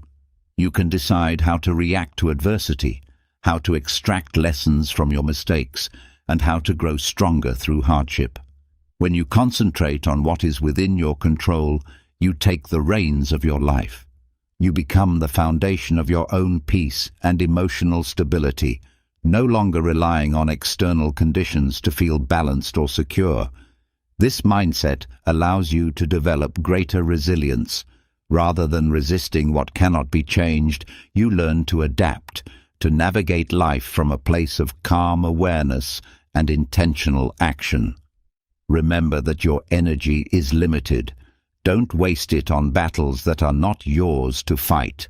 Instead, invest it in what is truly within your sphere of influence.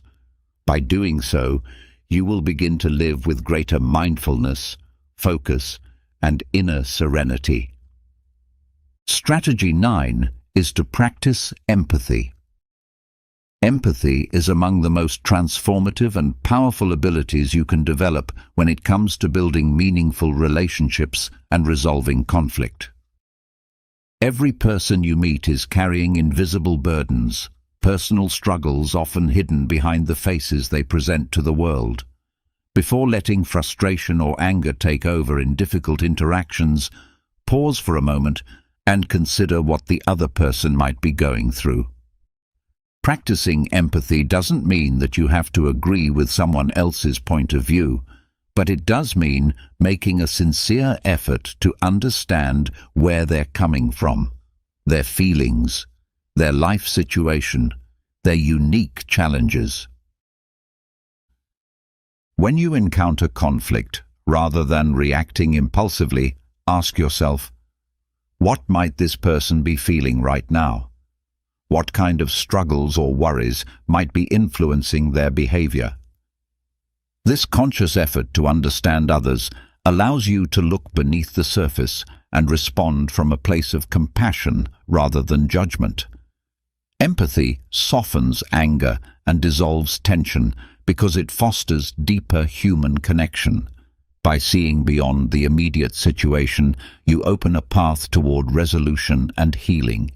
You free yourself from the constant urge to prove a point or assert your own perspective. Instead, you begin to strengthen both your personal and professional relationships.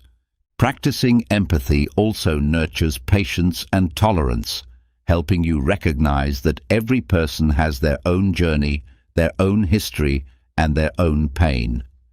This awareness allows you to respond with greater calmness and grace.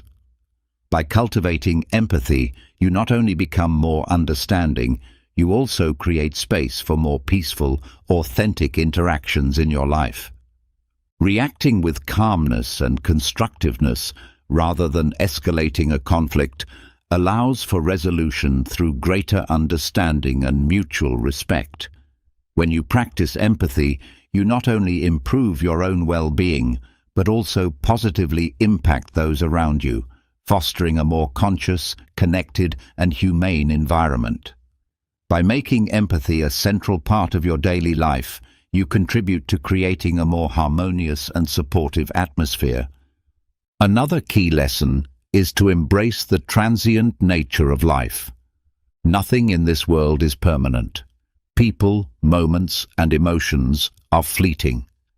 Everything is in a constant state of change, and when you accept this transience, you cultivate a profound appreciation for the present.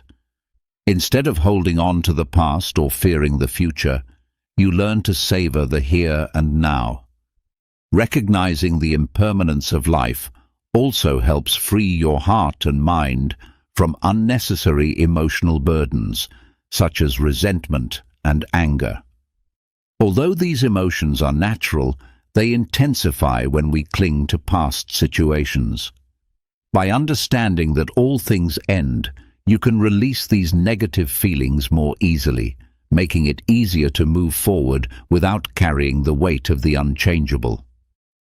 Embracing life's transience also gives you the flexibility to adapt more easily to changing circumstances, offering a greater sense of peace. You come to see that pain, like joy, is temporary. By accepting impermanence, you learn to cherish what you have in the moment, appreciating the beauty in the everyday moments that often go unnoticed. Instead of living in constant anticipation of the future or regret for the past, you learn to live fully in the present, accepting life's ebb and flow with calmness. Another important insight is to practice love and gratitude.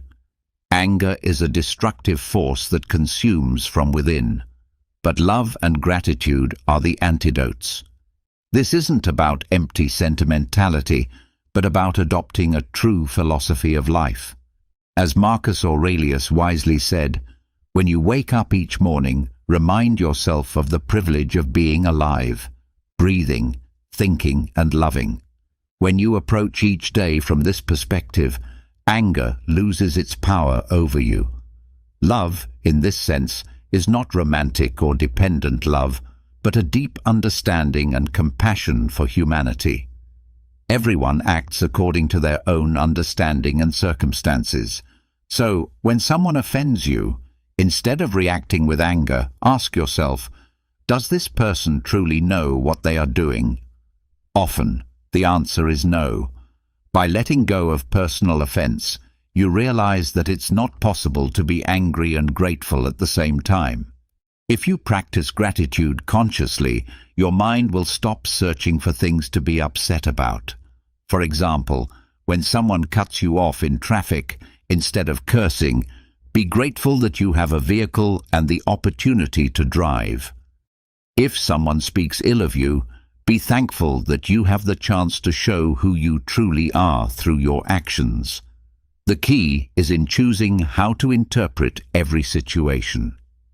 While you can't control the outside world, you can control the meaning you give to it. Gratitude transforms problems into lessons, and love transforms frustration into patience. If you adopt this mindset, anger will have no place in your life. Furthermore, we often fall into the trap of labeling things as either good or bad. Society teaches us to divide the world into categories like just and unjust, noble and vile, right and wrong. But this binary view of the world is simplistic and ultimately frustrating.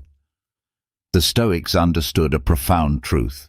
No one is entirely good or entirely bad. Every person acts according to their own perceptions, experiences, and limitations. When someone betrays you, lies to you, or treats you poorly, it's not because they are inherently bad. In their mind, they are justifying their actions, perhaps driven by fear, ignorance, or internal struggles. Labeling them as bad only breeds resentment and solves nothing. As Epictetus stated clearly, it's not the person who harms you, but the judgment you place on their actions that causes pain. You are not angry because of what happens to you, but because of the story you tell yourself about it. For example, if someone insults you on the street and you label them as a fool, anger will flood your mind. But if you instead think, maybe this person is having a tough day, you free yourself from the burden of anger. True power lies in accepting reality as it is, without dividing it into extremes. Don't expect the world to behave according to your expectations. People act based on their own reasons, not yours. When you understand this, you stop suffering from their actions. You won't get angry because you realize that everyone, in their own way, is doing the best they can with the tools they have. If you've made it this far, you have not only learned how to free yourself from anger, but have also taken a significant step toward a calmer, more powerful life. The key is in changing your perspective and not allowing external circumstances to control your inner peace. Thank you for watching this video to the end. If you found it helpful, please give it a like and share it with your friends and family. Everyone deserves to live a more peaceful life. Be sure to subscribe for more content on Stoicism and personal growth. And remember, take action now by writing in the comments, "I will never get angry about anything or anyone." This simple but powerful act is the first step toward transformation, and it marks the moment when you commit to a new way of being. I invite you to watch the next video where you will discover another Stoic teaching that can transform your life. See you there. The world is riddled with traps lurking around every corner, all designed to strip you of your strength as a man. Just take a moment to observe the popular Netflix shows being promoted, or consider the kinds of individuals society now places on a pedestal. Virtually nothing escapes the influence of a larger agenda, one aimed at controlling minds. Men are being conditioned, subtly yet powerfully, to accept weakness as a new norm. There's a well-known story that illustrates this perfectly, a story about a lion that I want to share with you. If this is your first time on my channel, I would truly appreciate your support. Please consider subscribing and liking the video so I can keep bringing you content like this in the future. Once upon a time, there was a mighty lion, feared by all who crossed his path. One day, this lion fell deeply in love with a farmer's daughter. But there was a major obstacle. The farmer despised the lion. When he discovered the lion's affection for his daughter, he became determined to prevent their union at any cost.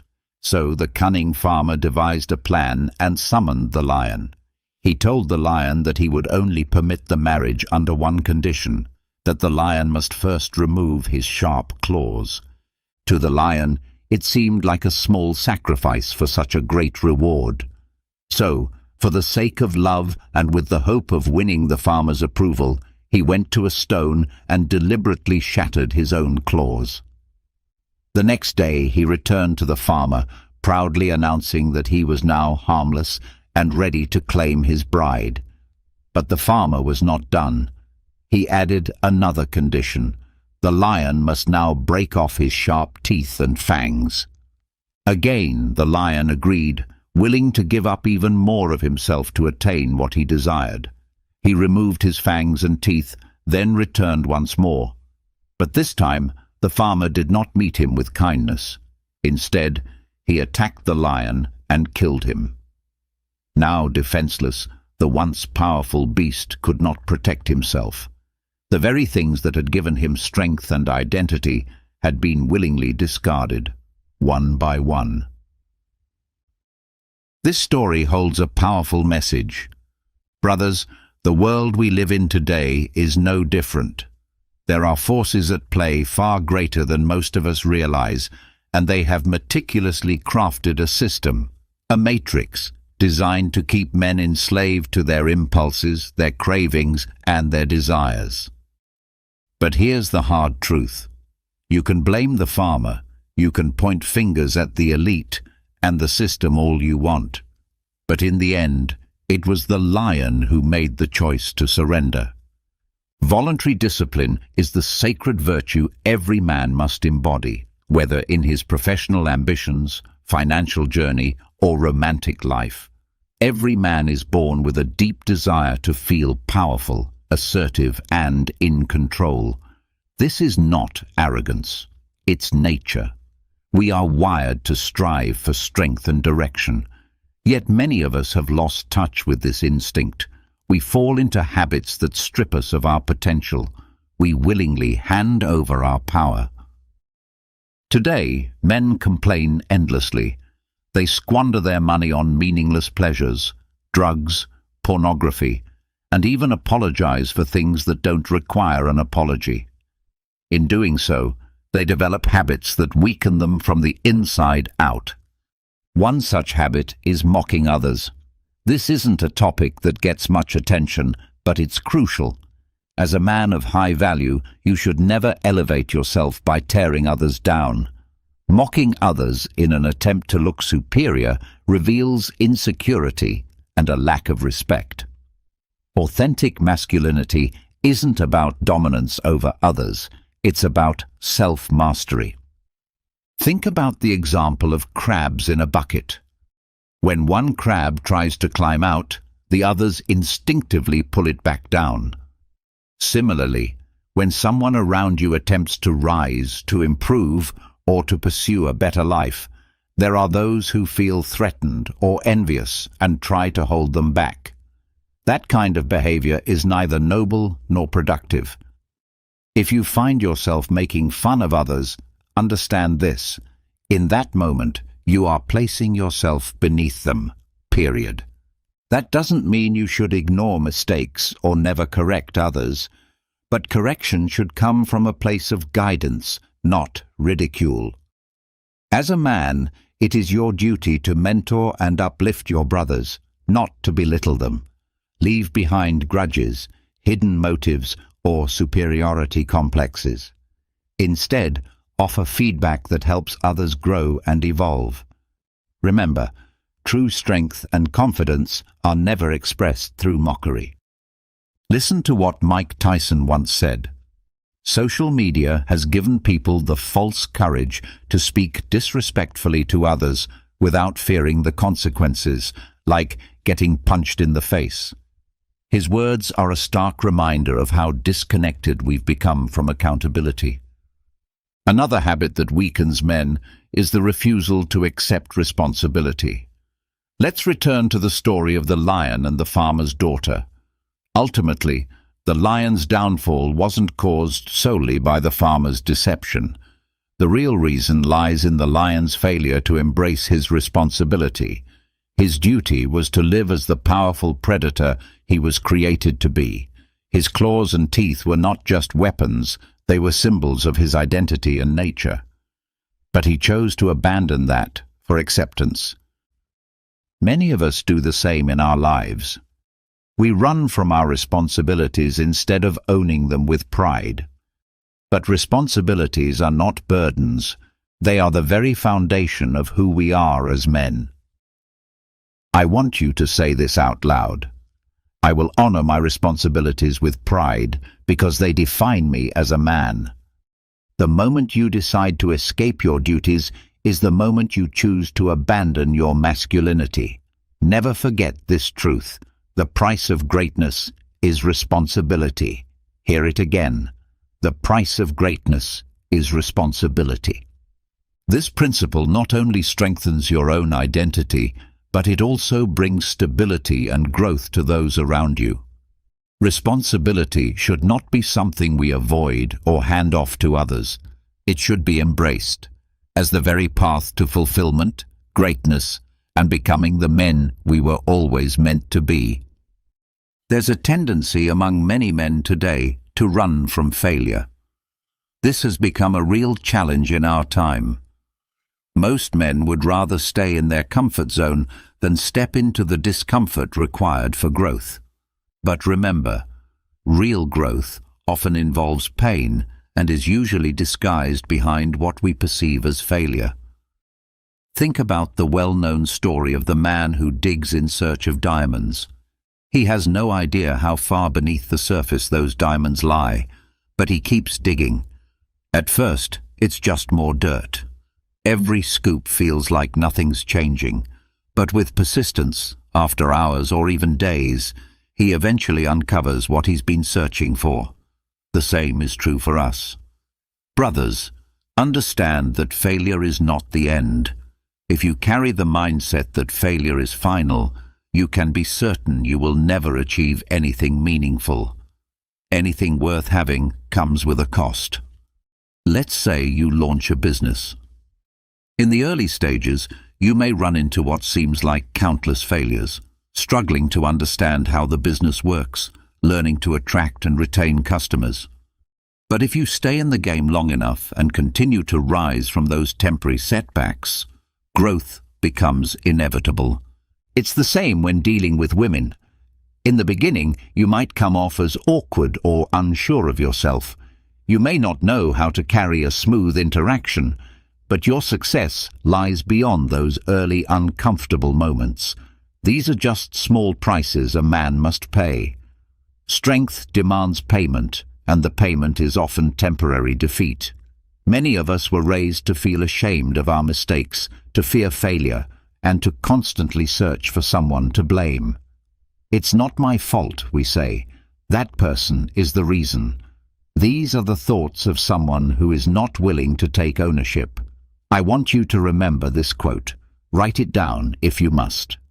A weak man is one who blames his failure on the strength of others. Be sure to follow us on TikTok at Daily Stoic, on YouTube, and on all our social platforms, Facebook, Instagram, Twitter. There is another challenge, chasing a mission but blindly following useless or harmful laws. It's easy to spot the difference between a coward and a man of true value. The coward always sides with the majority, even when what they say is obviously wrong. What's worse is that the coward expects men of high value to also submit to these shallow rules and toxic norms. But a man of substance doesn't just follow, he examines, reflects, and decides based on reason and his higher purpose. In today's world, we've been trained not to judge, not to question, and not to stand firm. This mindset is getting out of hand. At this point, many are simply puppets, lab rats of the system, obeying every new agenda and regulation without question. There's nothing wrong with obedience, but only when what you're obeying aligns with your purpose, your calling, and above all, with the law of God. There is no law above that divine standard. Ask yourself, are you easily intimidated? Do you try to please everyone just to avoid confrontation? For some men, learning to say no is incredibly difficult. But if you commit to acting on truth, you'll see that the world doesn't fall apart when you stop complying with everything. I've seen too many men live in fear within their own marriages, acting like their wives are tyrants, afraid to speak their minds or offer correction. That is a perfect example of unhealthy submission, one that strips away masculine strength and leadership. Now let's talk about body language. The concept of nonverbal communication is more important than you might think. This includes things like how you shake hands, your eye contact, the way you sit, how you walk, and how you move when engaging with others. People can often sense whether you're a strong or weak man without a single word being said. In a society that often pushes against traditional masculinity, it's more important than ever for men to be aware of how they carry themselves. Being intentional with your body means consciously projecting strength, confidence, and clarity. Stand tall, walk with purpose. Make solid eye contact when speaking. Be deliberate in your movements and maintain a commanding presence. Your body speaks before your mouth does. It's your first impression, your silent introduction. It has a powerful impact on how people see you and how they treat you. When you present yourself as a man with confidence and strength through your body language, people are less likely to try to exploit or disrespect you. This is a vital skill for any man who wants to succeed in relationships, business, and life in general. Lastly, let's talk about waste, specifically wasting your most valuable years. We often stress on this channel the significance of your younger years, your 20s and into your 30s. These are your golden years, the prime time to build, to establish, and to grow. Think of a farmer planting seeds. He doesn't expect the fruit to grow the next day. In the same way, your 20s should be focused on sowing, emotionally, spiritually, physically, laying down the roots that will define your future. But here's the most important part. Don't expect to reap the rewards right away. Just keep planting. Stay consistent. Keep putting in the work. And before you even realize it, those seeds will begin to bear fruit. Don't rush the harvest. Keep planting, keep building, and before long, you'll find that you've created lush gardens and entire forests, environments that will attract the right kind of people, opportunities, and energy into your life.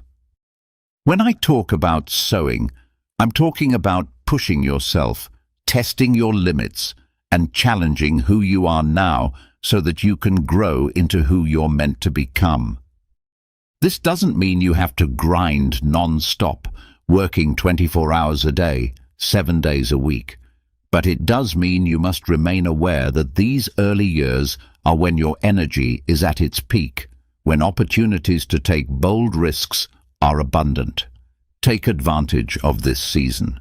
Especially when you're young, it might feel like you're missing out on social trends or being part of a fast-moving culture when you're choosing instead to invest in yourself.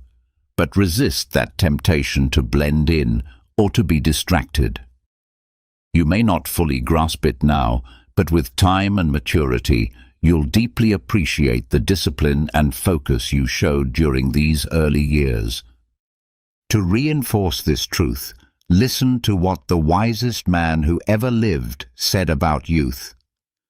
Solomon once wrote these powerful words, "You who are young, be happy while you are young, and let your heart give you joy in the days of your youth. Follow the ways of your heart and whatever your eyes see, but know that for all these things God will bring you into judgment." In other words, enjoy your youth, but also live it with purpose and accountability.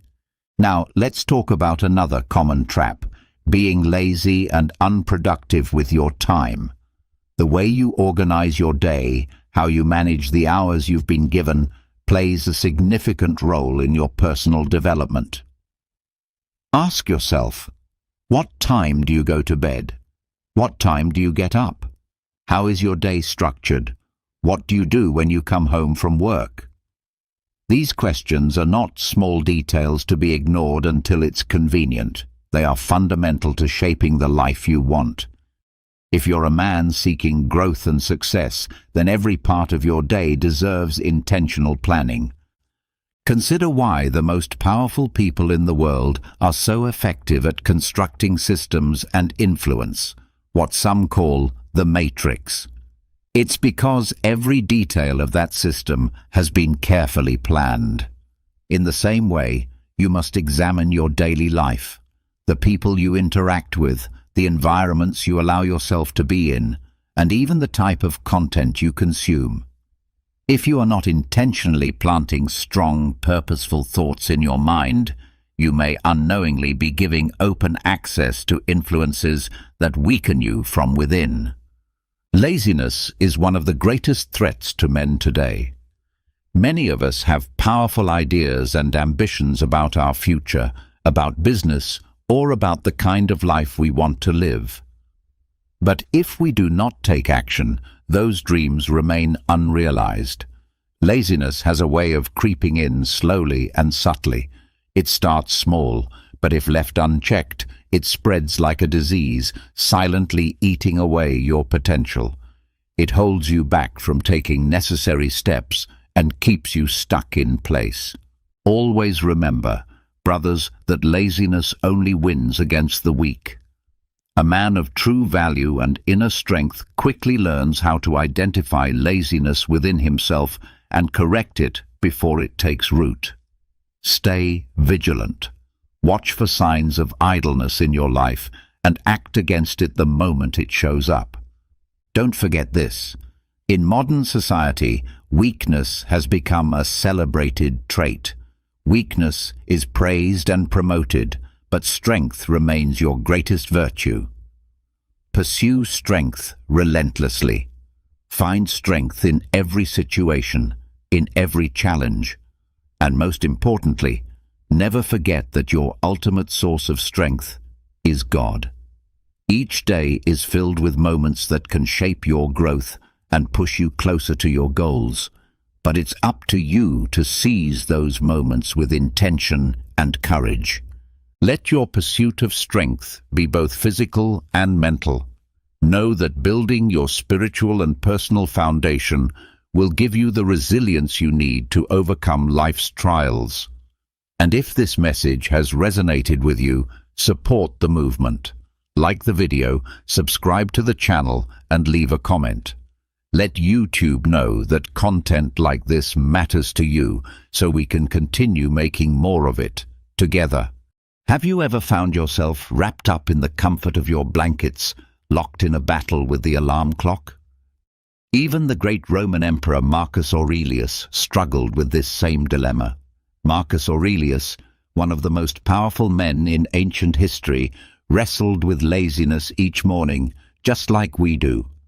But he had a secret.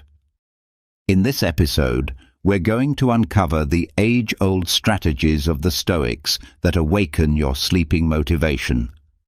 Discover how these ancient thinkers transformed their daily struggles into fuel for greatness. Prepare for a journey through time where we'll uncover how to rise each morning, or rather each day, with renewed drive to pursue our goals and live a life full of purpose and meaning. If you haven't already subscribed, be sure to do so and leave your thoughts in the comments. That small gesture goes a long way in supporting me. Now, let's begin. Let's start with Marcus Aurelius. Every morning, and in every moment, lies a new opportunity, something precious we must not waste. Often we convince ourselves that we don't have enough time, but the real issue is usually our lack of will to use time well. Marcus Aurelius, known as the philosopher emperor of Rome, embodied Stoic principles in action. Unlike emperors before him, Tiberius, who escaped to remote islands, or Nero, who became absorbed in the arts, Marcus fully embraced his role both as a ruler and a human being. In his famous writings, Meditations, Marcus shares timeless wisdom. He writes about dawn, about those moments when it's hardest to rise from bed. He tells himself, "I must get up to do the work of a human being. Why should I complain if I'm about to do what I was born to do, fulfill the tasks for which I was brought into the world?" This passage offers a glimpse into a man engaged in deep internal dialogue, one who is committed to his purpose not out of obligation, but from a profound understanding of his place in the world. Marcus continues, questioning himself. Or was I created to huddle under the blankets and stay warm? He acknowledges the allure of comfort but quickly rejects it. He challenges the idea that comfort should dominate our actions. But it feels good here. Were you born to feel good or to do things and experience life? In these lines, Marcus Aurelius pushes us to reflect on the greater purpose of our lives. He reminds us that we are part of a larger system, an active part of the grand order of the universe. Look at the plants, the birds, the ants, the spiders, and the bees. They all fulfill their purpose, organizing the world around them in the best way they know how. And yet, we often hesitate to do our work as human beings. Why do we resist doing what our very nature requires? This is more than just a philosophical musing. It's a powerful call to action. It reminds us that our human nature isn't centered on the pursuit of comfort, but on fulfilling our unique purpose in the world. Still, it's crucial to understand that Stoic philosophy, while rooted in duty and discipline, doesn't dismiss the value of comfort and rest in a balanced life. Marcus Aurelius isn't suggesting that we should deprive ourselves of all well-being. Instead, he warns against becoming enslaved by it. True rest and reasonable comfort are essential to our physical and mental well-being. They allow us to recharge and return to our responsibilities with clarity and strength. What Marcus Aurelius teaches us transcends the idea of mere morning motivation. He reveals that true fulfillment comes when our actions are in harmony with our essential nature as rational and social beings.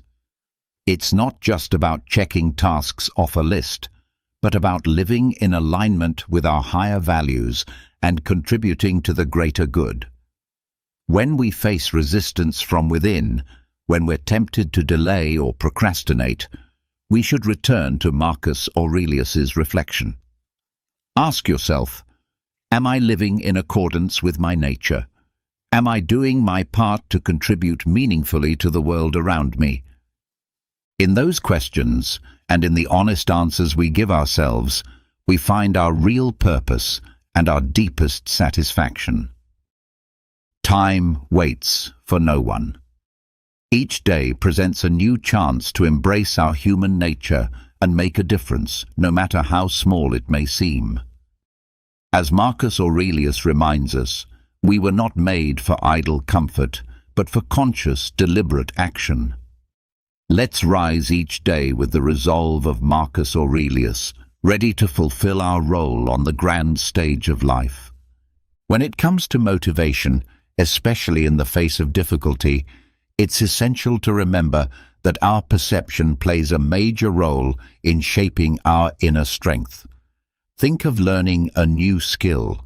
At first, it can feel overwhelming, perhaps even impossible. But those who are dedicated understand that mastery isn't achieved all at once. It requires consistent practice, even if the progress is slow. Every moment of study, every training session, no matter how small, draws us closer to success. It's through this persistence and devotion to purpose that we unlock the true source of our motivation. Progress does not only come from moments of high excitement, but from the capacity to stay motivated when challenges arise. It's important to understand that lasting motivation is not dependent on external circumstances, but rather on our internal mindset. True strength lies in maintaining our motivation, even when things get tough. We often face difficulties, and rather than being discouraged by these challenges, we should see them as opportunities for growth and learning. When embarking on any significant endeavor, whether intellectual, creative, or personal, it's crucial to recognize that motivation is not a constant force. The key to enduring motivation is to cultivate an internal drive based on solid principles, not fleeting emotions. Stoicism teaches us that true motivation isn't solely about achieving goals, but about growing stronger and more balanced through the process. Each challenge we encounter, faced with determination, and each obstacle we overcome with persistence, strengthens our capacity to stay motivated. So, when you feel discouraged, remember the words of Marcus Aurelius: "You have power over your mind, not over external events." By recognizing and accepting this, we can tap into the inner strength that Stoic principles help us build. This inner strength becomes the true source of lasting motivation and the path toward achieving great things. When it comes to pursuing excellence and personal fulfillment, many of us wonder how we can maintain the momentum necessary to achieve our goals. Stoic philosophy, with its emphasis on virtue and discipline, offers valuable guidance in this regard. Marcus Aurelius, in his Meditations, reminds us to reflect each morning on the nature of people we might encounter that day, those who are ungrateful, dishonest, or grumpy. This reflection is not meant to breed pessimism, but serves as a reminder to prepare ourselves for the challenges ahead, regardless of our mood at the moment. Take the example of an athlete who commits to daily training. He doesn't wait for the perfect moment of motivation or inspiration to begin. Instead, he simply gets up, puts on his gear, and heads to the gym. The act of starting, putting on his sneakers and getting into the car, kickstarts a process that will lead him to fulfill his daily training goals. Epictetus teaches us that, in life, we must first determine what we want to be and then do what we must to get there. This resonates with the Stoic belief that our actions should align with our highest goals, not with momentary whims. By creating a consistent routine, we build a structure that guides us toward our ideals, even when motivation fluctuates. Stoics like Epictetus emphasize the importance of self-sufficiency and self-discipline, teaching that true freedom is not found in controlling external circumstances, but in mastering ourselves. Through positive habits and a well-structured routine, we regain control over our actions and, by extension, over our destiny. Seneca, in his letters, warns that without a clear purpose in life, one cannot expect to have a productive day. This underscores the importance of knowing exactly what we want to accomplish and structuring our daily activities to achieve those objectives. When we know what needs to be done and have a plan in place, we reduce the need to rely on fleeting feelings of motivation. Imagine a writer who commits to writing for 2 hours every morning, regardless of how they feel. Some days, the words may flow easily. Other days, each sentence may be a struggle. However, by sticking to their routine, the writer ensures consistent progress, overcoming resistance, and cultivating their skill day after day. In essence, Stoic philosophy teaches us that true virtue doesn't lie in sporadic grand gestures of willpower, but in the consistent application of our actions. By embracing discipline and routine, we not only increase our productivity, but also build inner strength that supports us in the face of any challenge. Instead of chasing after motivation as a temporary state, we should focus on developing systems and habits that guide us toward our goals automatically.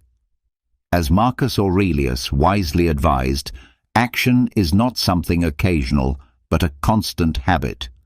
It is through consistent practice and adherence to solid principles that we can transform not only our days, but our lives.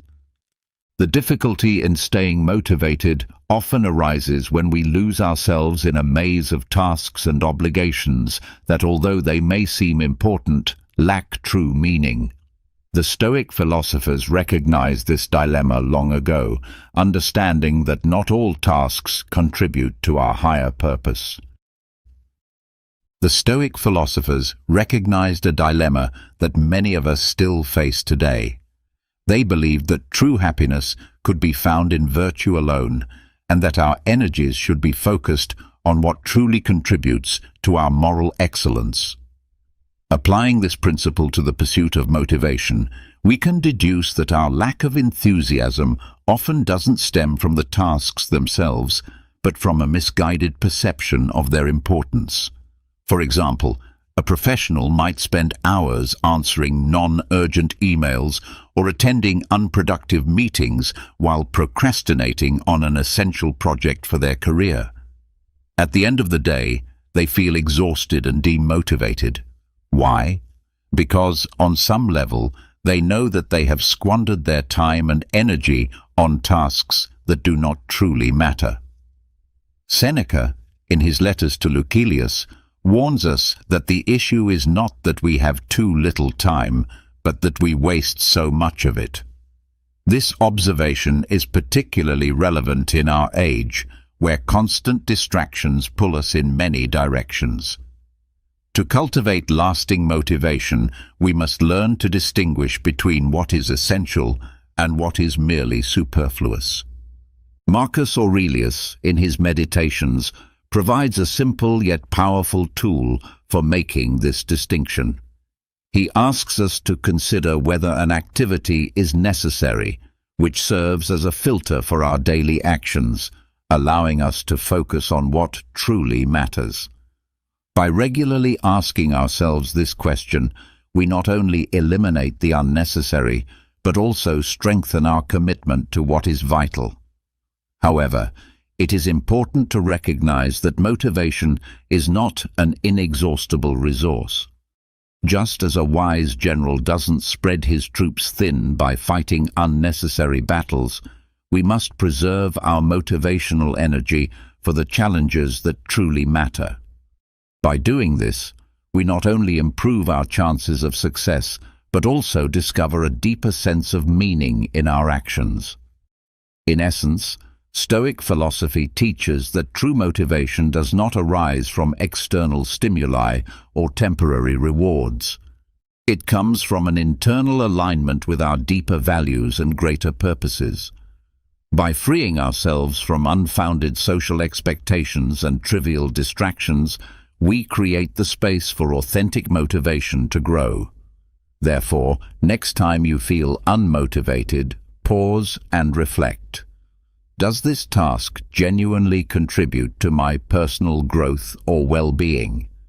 If the answer is no, have the courage to eliminate it or delegate it, and focus your energy on what truly matters.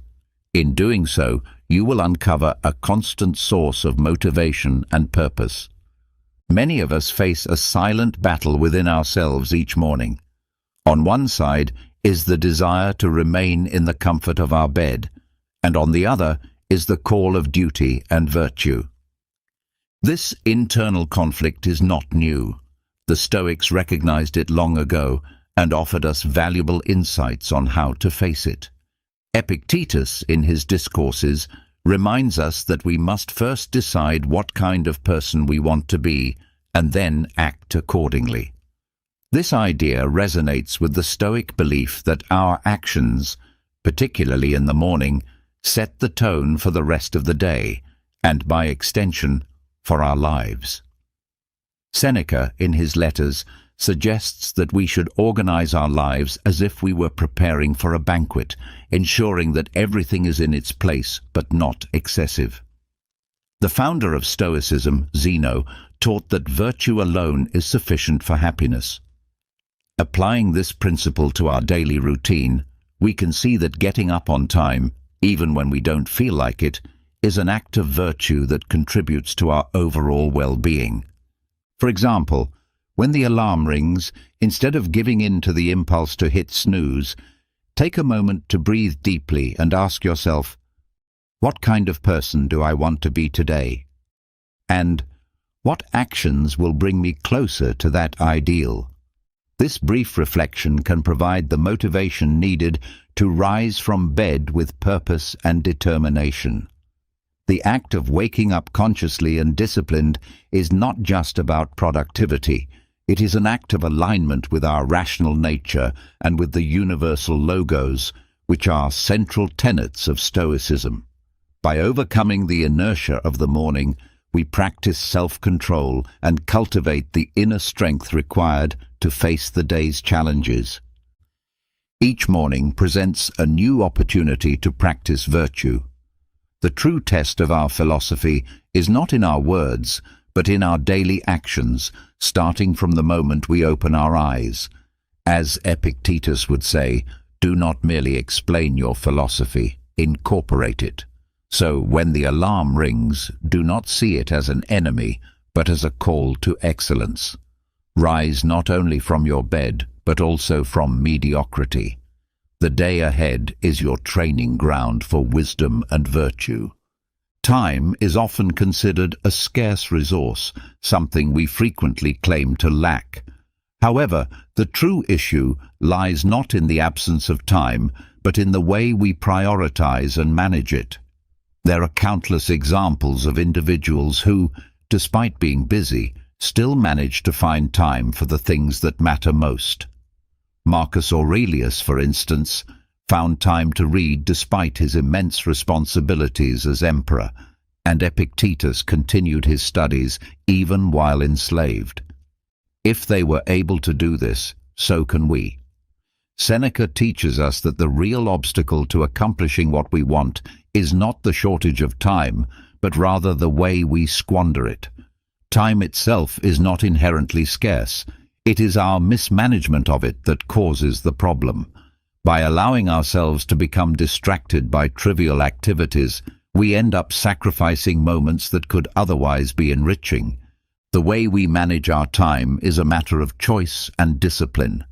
If something is important to you, like reading, then it should become a priority, rather than allowing distractions to take precedence. Organizing your day and carving out moments for what truly matters is key. For example, setting aside an hour before bed to read could be a simple yet effective way to invest in your personal and intellectual growth. The issue is not that time is limited, but rather that we need to be more mindful of how we spend it. Time is an incredibly valuable resource, and as Marcus Aurelius wisely pointed out, life is short, but it is long enough to live well and dedicate ourselves to what truly holds value. Therefore, we should view time as our ally, not as our enemy, and prioritize activities that promote our development and well-being. Writing serves as a powerful tool for self-reflection, one that the Stoics valued greatly. Marcus Aurelius, for example, wrote extensively about the importance of looking within, as he believed that true goodness and virtue come from within ourselves. This idea is foundational in Stoic philosophy, and it encourages us to turn our focus inward rather than seeking external validation or projecting our frustrations onto others. Writing provides us with a safe space for introspection, allowing us to observe our thoughts with clarity and calmness. By putting our thoughts on paper, we gain distance from them, which enables us to analyze them more thoughtfully. Seneca frequently engaged in reflective writing, using it as a means to understand and master his passions. Similarly, we can use writing to gain control over our thoughts by reviewing them as a general might inspect his troops. Which thoughts contribute to our highest good, and which are mere distractions or fears? Writing not only allows us to vent, but also helps us derive valuable lessons from our experiences. For example, at the end of each day, you might write about a challenge you faced and explore how Stoic principles could have been applied to handle the situation in a more virtuous way. Like the notebooks of Leonardo da Vinci, which were filled with ideas and observations that later led to masterpieces, our personal journals can become the foundation for a life well lived. Every entry is a step toward building our character. The practice of reflective writing is not just an exercise in introspection. It is an act of Stoic courage. By confronting our thoughts on paper, we demonstrate honesty with ourselves. It is a continuous process of refinement, helping us learn to distinguish between what is within our control and what is not. In a world filled with distractions and external opinions, writing becomes a refuge, a personal space where we can examine our beliefs and convictions. By aligning our thoughts with the Stoic values of virtue, reason, and harmony with nature, we gradually shape a more intentional and meaningful life. As Seneca said, the act of writing helps us learn, with every word contributing to our wisdom, serenity, and self-knowledge. According to Stoic principles, maintaining physical discipline is crucial so that the body does not interfere with the clarity of the mind. As Seneca explains, we must treat the body with rigor so that it remains obedient to the mind. The goal is to ensure that the body does not become an obstacle to our mental clarity and emotional resilience. This requires regular physical exercise and maintaining a healthy routine, even engaging in challenging activities, to ensure that the body remains under control. By doing so, we cultivate an inner strength and resilience that are vital when facing pressure or making important decisions. Treating the body with discipline strengthens both the body and the mind, enabling us to better handle the challenges life presents. Physical training and personal discipline are essential for developing a mind that remains steady and focused, especially in situations of high pressure and when critical decisions must be made. Engaging consistently in such efforts is not just about physical conditioning. It is a preparation that ensures the body is ready to face challenges, allowing the mind to maintain control and clarity when swift, deliberate action is necessary. Consider the example of a dedicated athlete preparing for an important competition. Every training session becomes a lesson in self-discipline and inner resolve, conditioning the body to endure intense physical exertion. Through this process, the athlete not only enhances physical performance, but also fortifies mental strength, ensuring that during decisive moments they can respond with accuracy and self-assurance. Thus, caring for the body is more than a matter of health. It is a vital practice for mental stability and peak performance.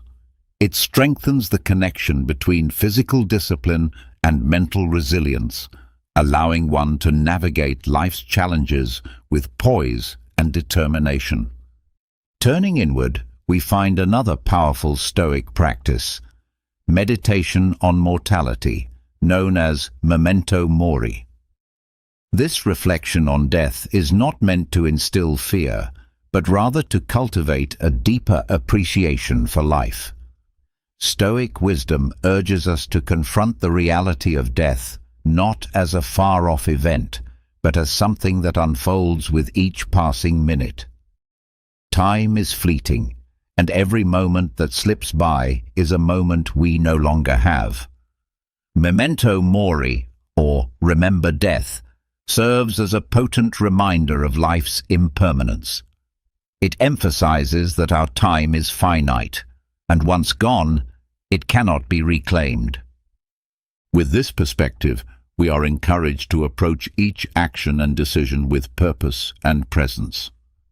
Knowing that our days are numbered inspires us to live more fully and to devote ourselves wholeheartedly to what truly matters.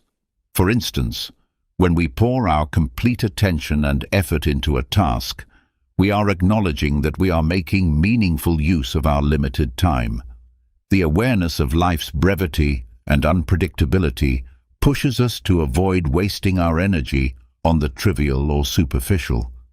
Rather than being a grim thought, memento mori becomes a call to live more intentionally, with a sense of urgency and meaning, recognizing that each second holds value and is irreplaceable. Another cornerstone of Stoic living is to seek out motivation through the study of history's most virtuous individuals. True inspiration often arises from observing the lives and character of those who pursued greatness through the consistent practice of virtue. According to Stoic philosophy, looking to the lives of people who committed themselves to self-improvement and the cultivation of moral excellence can be a profound source of encouragement. Marcus Aurelius reminds us that there is nothing more uplifting than witnessing virtue in action. It reinforces the possibility within ourselves to cultivate the same qualities. To sustain our motivation, we benefit from examining the lives of remarkable figures, people who have stood out for their character, perseverance, and achievements. Their journeys illuminate what is attainable and demonstrate how challenges can be met with strength and integrity. Epictetus also teaches that we should direct our focus toward the virtues we admire most in others and consciously work to develop those same traits in ourselves. For example, reflecting on a mentor or a historical figure whom we deeply respect can help us extract lessons from both their triumphs and their failures. These reflections offer valuable insights into resilience, determination, and the steady pursuit of excellence. By staying focused on such examples, we nurture our own inner drive and maintain clarity about our personal goals. The journey toward excellence is not without its trials, but it is also rich with rewards for those who persist.